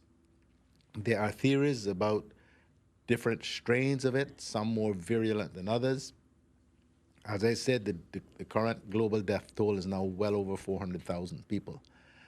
We all have seen close up from the television what has happened in New York State, in particular, what's happened in Italy, what's happened in Spain, what's happened in the UK, what's happened in Sweden. So there's still so much unknown about all of this that we really do not want to risk the introduction of a possible more virulent strain to Cayman by someone who comes from another country. And that is why isolation, secure isolation of those persons continues to be so important. But we're having great challenges managing this. You heard Danny just now. Government is having challenges finding places to do it and spending the resources that are necessary to do it. But we have not yet come up with a means, nor has any country, which would be a suitable substitute for that. Because as we bring people back here from somewhere else, and they come to a Cayman which is now without any lockdown, without any restrictions, really, how long you think most people are going to stay self-isolated in their nice condo on the 7 Mile Beach? You're going to see them in Foster's and in Kirk's and at Grand Ole House and everywhere. 14 days in self-isolation? My life experience has caused me to be rather cynical about people's sense of responsibility, most people's sense of responsibility when it comes to that sort of thing. They're going to make some assessments. I don't feel badly at all. I've been here for 6 days, 7 days. I don't have any virus. I'm on the road, I'm at the beach. And none of us know what the consequence of that is going to be. I'm not being categorical, I'm just saying that these are the things that we constantly talking about, the governor, myself, the cabinet, Dr. Lee. We're really trying to figure out how best to manage this. But all of us know and acknowledge that that is the greatest threat to undoing all that we have managed to do at massive sacrifice to get Cayman to where it is. Okay, sir. Any update on small business grants? I know there was a loan that was being offered. I know you mentioned earlier that there's some plans in the works, but at present there's the small business grants. Do you have any inclination as how that process is going? I don't have those numbers, but we can have those Friday. How much of that has been taken up and how much has not? I don't have that in my head, no. Okay. Thank you, Premier McLaughlin. We're going to go now to Kayla at Compass. Kayla? Hi. I just have a couple of questions. Most of them have been answered by this point. I just wanted to get a quick clarification on the restaurant and public gathering regulations. We've observed that different businesses are interpreting the regulations differently. Some allow bookings with friends from different households. Some aren't allowing those bookings and advising that going to a table with someone from a different household is a soft curfew violation. Can you just provide a clarification of what's allowed there? Well, this is astounding. Every single facility that reopened on Sunday has been inspected by a team that physically went out and went through the regs with the proprietors and the managers there, provided guidelines, saw that the tables were properly distanced and chairs were properly distanced, and left a flyer saying what the rules are. So that's why I say this is astounding. But if people are from the same household, there is no need for the social distancing rules of 6 feet between people, because you're all living together already. Whatever one has, the rest are all already likely to have in any event, right? So families, the social distancing rules don't apply. The rules apply for persons who are not members of the same household. Hence, the requirement that they sit 6 feet apart. Okay. And would it be permitted for an individual, if they have an outdoor patio, to have friends over to that outdoor patio and sit 6 feet apart at their own property? Currently, no. Okay. In a couple of weeks, ask me again. All right. Yeah, I just wanted to clear that up. And my last question is about education. I understand that on Friday, we're expecting a inspection report to be released about how remote learning has gone in public schools. Do we have an idea about what has been found through that inspection and how the inspection was carried out? I wouldn't want to spoil the surprise for Friday. I thought you might say that. Okay. Though truthfully, I don't know. I haven't seen the report myself. All right. All right. We'll hold off for Friday then. And do we have any indication if we might be hearing from the Ministry or Department of Education that day? I'm sure they will. I haven't had it in direct indication, but I'm sure they will. If the report is going to be out there, someone's going to want to or someone's going to need to be able to explain it or answer questions about it. So I'll speak to them. If it's not Friday, it'll be the following Tuesday. I don't think we have anything pressing at the moment that we know about for Friday, so we can happily give the space at this point. But today's only Tuesday, so we'll see. All right, perfect. That's all for me. Thank you. Okay. Thank you very much, Kayla. We finally go to Ralph from Caymanian Times. Good afternoon, Mr. Premier, and my question is just for you today, as we get close to wrapping up. It's on the topic of food security. As a farmer yourself, I know this is probably close to your heart. We have seen the cost of food increase over time and probably will continue that way, knowing what's happening in the world markets. What can be done to reduce the cost of producing food locally? And what incentives are beefed up for the farmers and so that they can continue to provide a reasonable cost? Whoa, I'm not sure you want to ask me that question, but the truth of the matter is it is generally much more expensive to produce food locally than it is to import it for most things, because the cost of labor is so incredibly high in Cayman, and because unless you're operating a hydroponic or climate control facility, if you're operating a farm where things are grown in the ground like mine, there is a limited amount of arable land, because an acre in Cayman does not give you the same kind of potential yield as an acre in Cuba or Jamaica, because we got to account for a whole lot of what Cayman is called cliff rock, generally. So you need a lot of land to be able to produce, in the sort of volumes and on this sort of scale that can make a farm really viable. Some farmers do, as I do, which is because I have a fair bit of land, plant orchards of fruit trees, and then supplement that with what we call cash crops of melons and pumpkin and cucumber and tomatoes and that sort of stuff. But the cost of production is still significant, very significant. So Cayman, the niche that Cayman farmers have carved out over the course of the last 15 years or so is quality, fresh product or produce, which people here are prepared to pay premium prices for because it's just come from the farm. If control of costs is what you're looking for, I'm not sure local production is going to deliver that. Okay, thank you very much. Thank you very much, Ralph. Any final words from my panelists? Oh, we're good? All right. We would like to thank you, the public, for joining us here today. Also to our esteemed panelists for bringing us up to date on what's happening as it relates to the coronavirus.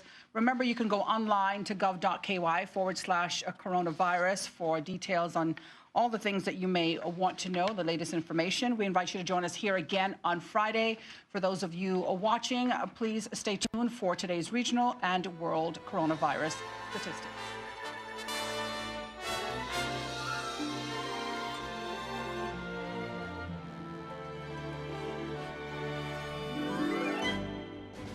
That is your government press briefing for this Tuesday, June 9th, 2020.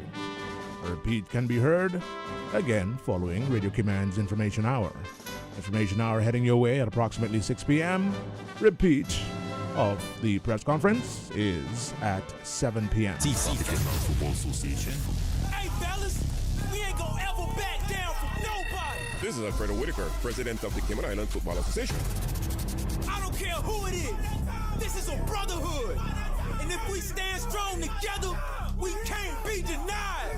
Show your support. Your teams are working hard to be the best. CIFA. Cayman Islands Football Association. Building a better future for Cayman football. If one of us go down, we have another, and another, and another that's ready to fight. Radio Cayman and CIFA, your team. 2020, your year. So let's hit this field and bang them. CIFA, Cayman Island Football Association. Go out and support the matches in your district. Are you finding that your young child is anxious? Coping with COVID-19 related stress can be harder for children as they have less experience of facing big challenges. Signs that your child may need emotional support can include frequent crying or irritation, toileting accidents or bedwetting, changes in sleeping habits and appetite, frequent arguing or fighting with others, and increased physical ailments such as unexplained illnesses. For free and confidential support, call the Mental Health Helpline weekdays from 9 a.m. to 5 p.m. at 1-800-534-MIND. That's 1-800-534-6463. More than ever, we need to ensure our friends, neighbors, colleagues, and family are staying well with social distancing. That means being creative. Call them regularly. Create WhatsApp groups. Offer to assist with shopping or running errands. You could use an app like Nextdoor to see if your neighbors need assistance while the world grapples with the latest challenges. Be Cayman kind. Cayman Insurance Center. For 45 years, they have worked with the community and their families on protecting themselves for the future. If you need someone to speak to during these challenging times, call Denise Brown at 814-7229 or Michael Webster at 925-5433. Cayman Insurance Center. They care about you. Foster's weekly specials are back, and we have big savings across the store, like select Kellogg cereals, 2 for $5, save $4.98 on 2. Jet Fresh salmon fillets, $7.99 a pound, save $3. And seedless watermelons, $4.59 each, save $3.40. Price is good May 28th to June 10th, 2020. Pick up our weekly specials flyer in store or visit fosters.ky for savings at your fingertips. The Passport and Corporate Services Office will open 2 days a week, Wednesday and Thursdays, starting on June 10th from 9 a.m. to 1 p.m. Persons whose passports have returned from HMPO will be called and asked to come and collect. However, new applications will not be accepted at this time. Persons are asked to come in on last name letter days, wear a face covering, and maintain social distancing measures. If you require further information or have questions, call 943-7678. Radio. With the switch of a dial, radio brings you tragedy, comedy, entertainment, information, education, a whole world at your command. Give me some sound over here. Radio Cayman's Super Jam Show. Radio. Proudly sponsored by the Cayman Islands Football Association. SIFA, building a better future for Cayman football. Word up, and we in effect. Keep on listening. Super Jam. The Super Jam Show is fueled by the proud sponsorship of insurance agent Michael Webster from Cayman Insurance Center. Don't take chances with your family's future. Another proud sponsor of the Super Jam Show. Merengue Town. Time to feel the rhythm. Time to feel the vibes. It's time for Merengue Town.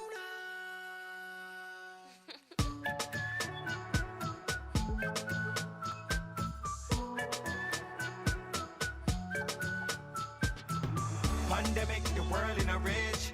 Don't panic, everybody stay safe. Isolate, don't be out late. No disrespect, stay in your place. Spread love is a better outbreak. Social distance, no handshake. You might end up on Mall Road page. No disrespect, stay in your place. Keep your distance.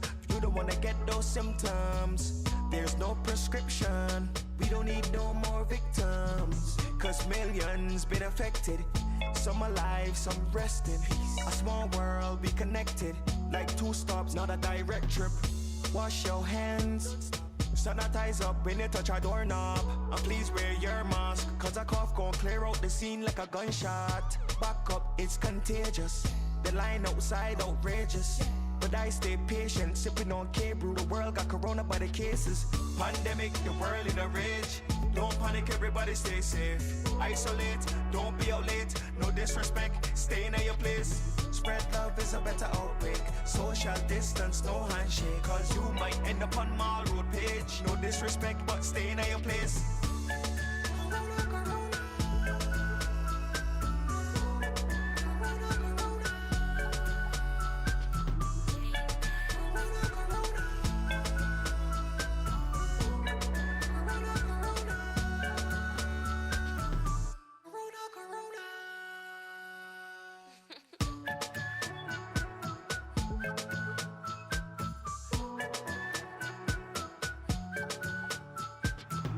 Pandemic, the world in a rage. Don't panic, everybody stay safe. Isolate, don't be out late. No disrespect, stay in your place. Spread love is a better outbreak. Social distance, no handshake. You might end up on Mall Road page. No disrespect, stay in your place. Keep your distance. You don't wanna get those symptoms. There's no prescription. We don't need no more victims. Cause millions been affected. Some alive, some resting. A small world, be connected. Like 2 stops, not a direct trip. Wash your hands. Sanitize up when you touch a doorknob. And please wear your mask. Cause a cough gon' clear out the scene like a gunshot. Back up, it's contagious. The line outside outrageous. But I stay patient, sipping on K-Brew. The world got corona by the cases. Pandemic, the world in a rage. Don't panic, everybody stay safe. Isolate, don't be out late. No disrespect, stay in your place. Spread love is a better outbreak. Social distance, no handshake. Cause you might end up on Mall Road page. No disrespect, but stay in your place.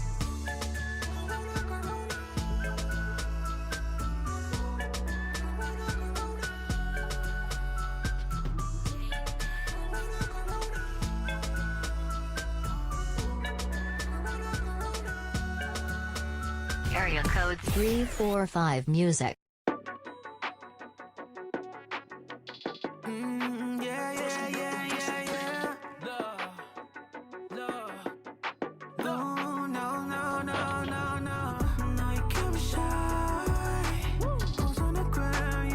Man,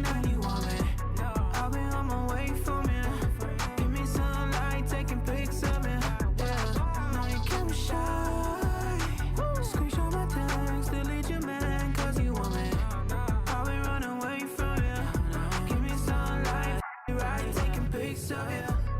That the good probably on layaway. I'ma eat it up on delay. She my woman, crush Wednesday. All night you can get away. I bust it open and I shoot the club. All night you can get it, love. Oh baby, baby, that's enough. Hell no, I'm just stacking up. Said I want you, need you. Let me put a ring on your finger. Baby, bend it over, let me breathe you. I need you, I need you. I know you can't be shy. Pose on the ground, you with your man, and you want me. I'll be on my way from you. Give me sunlight, taking pics of me. Yeah, know you can't be shy. Screenshot my text, delete your man, cause you want me. I'll be running away from you. Give me sunlight, right, taking pics of you. If you coming sooner, let me know. Yeah, I just wanna be the one you toast. Wait, baby, come through, we can let it all out. We can build it out, we can test out the couch, yeah. Baby, come and stack it up, light it up. Crystal nights, you can't have enough. All my life, I'm stepping up. Your body on ice, I can't get it, love. Said I want you, need you. Let me put a ring on your finger. Baby, bend it over, let me breathe you. I need you, I need you. I know you can't be shy. Pose on the ground, you with your man, and you want me. I'll be on my way from you. Give me sunlight, taking pics of me. Yeah, know you can't be shy. Screenshot my text, delete your man, cause you want me. I'll be running away from you. Give me sunlight, be right, taking pics of you. Camera go flash, flash, flash for the gram last night. Make it all worthwhile, no. Hit the dash, dash, dash. I'm about to make cash, spend it all one night. Oh, no, you can't be shy. Pose on the ground, you with your man, and you want me. I'll be on my way from you. Give me sunlight, taking pics of me. Yeah, no, you can't be shy. Screenshot my text, delete your man, cause you want me. I'll be running away from you. Give me sunlight, you're right, taking pics of you.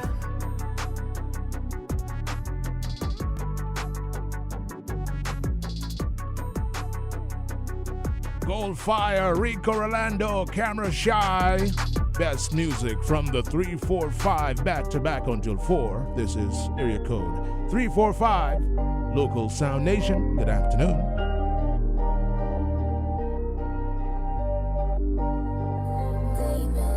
I was only stopped the pretending. Die slowly, it's never ending. I was only trying to make amendments, but you kept descending. What a happy ending. I was only stopped the pretending. Die slowly, it's never ending. I was only trying to make amendments, but you kept descending. What a happy ending.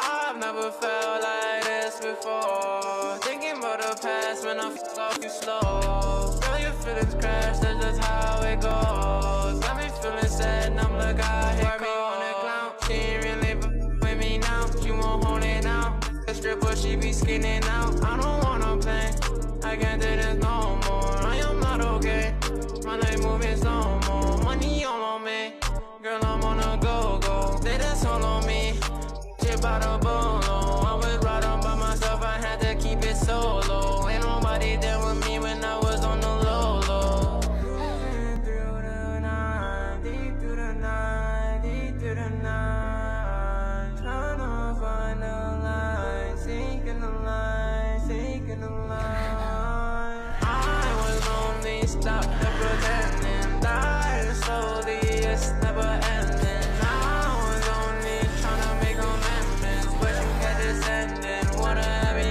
ending.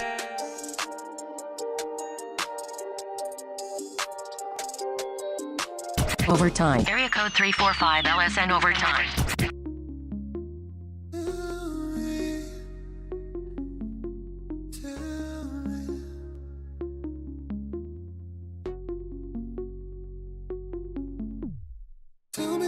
Tell me you're the one for me. Tell me destiny. Tell me, do you see the sunshine? Tell me when you look in my eyes. Let's meditate, let's get away, let's celebrate the times we have. You're my everything, the air I breathe, the galaxy till the end of time. Tell me you're the one for me. Tell me, are you my destiny? Tell me, do you see the sunshine? Tell me when you look in my eyes. I've been waiting for a while to tell you how I feel. We had our ups and downs, but you always kept it real.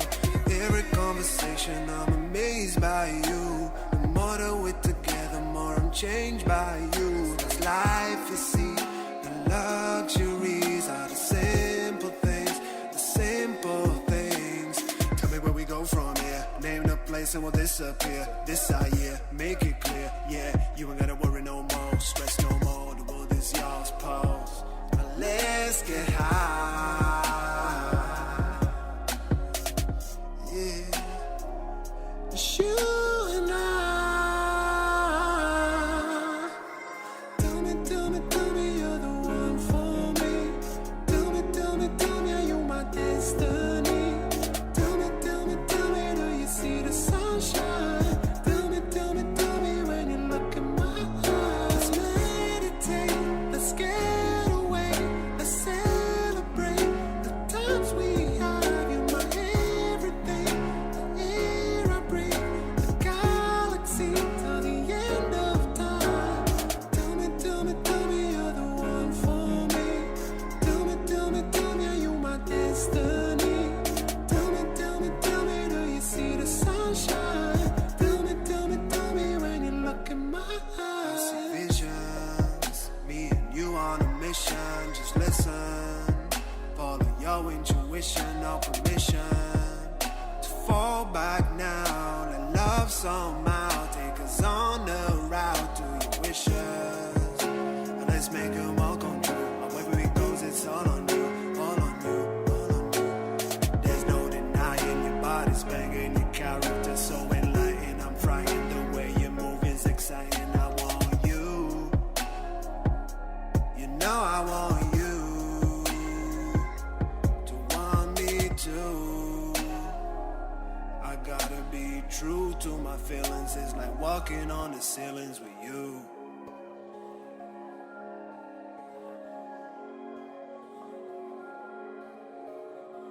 Attilio, the one for me, guiding us to the 4 o'clock hour. Of course, headlines, and then we jump inside the 4 o'clock shock block, Population Tuesday. My name is Barry Salmond, and you're tuned to Radio Cayman. A wonderful time, just a wonderful time. See? Radio. Today's biggest news. Radio Cayman. It's only 2 species that we have here on North Island. Generations present. Your voice, your choice. It is in the best interest of the people of these islands. Local, regional, international. This is Headlines from Radio Cayman's newsroom. Today's biggest news. With your latest headlines, I'm April Cummings. The Royal Cayman Islands Police released 2019 crime and traffic statistics today, publishing the reports on the rcips.ky website. In the foreword to the report, the Commissioner of Police says the report highlights significant achievements, as well as identifying emerging challenges that need to be addressed going forward. The report says serious crime decreased by 14% in 2019 compared to 2018, with overall crime increasing by just under 1%. In international headlines, U.S. employers laid off 7.7 million workers in April, deepening the economic hole created by the closure of thousands of offices, restaurants, stores, and schools during the COVID-19 pandemic. The Labor Department said in a report today that job openings plummeted and hiring all but disappeared in April. The number of available jobs fell 16% from March to 5 million. Hires declined 31% to 3.5 million. The grim April follows an even bleaker March with 11.5 million layoffs, suggesting the economy could take time to recover nearly a decade's worth of gains that vanished in about 60 days. Hundreds of people marched in Hong Kong streets today to mark a year since the start of anti-government protests as the leader of the semi-autonomous city called for peace and stability. They marched despite police warnings that force could be used to disperse participants and that they faced up to 5 years in prison. Riot police later charged at a group of protesters deploying pepper spray and tackling some to the ground. According to police, at least 25 people were arrested for participating in unauthorized assemblies, disorderly conduct, and other offenses. Some protesters were also stopped and searched by police. Those are your headlines from Radio Cayman's newsroom. I'm April Cummings. For the latest in news and information, follow Radio Cayman on social media, Facebook, Instagram, Twitter. Download the Radio Cayman app or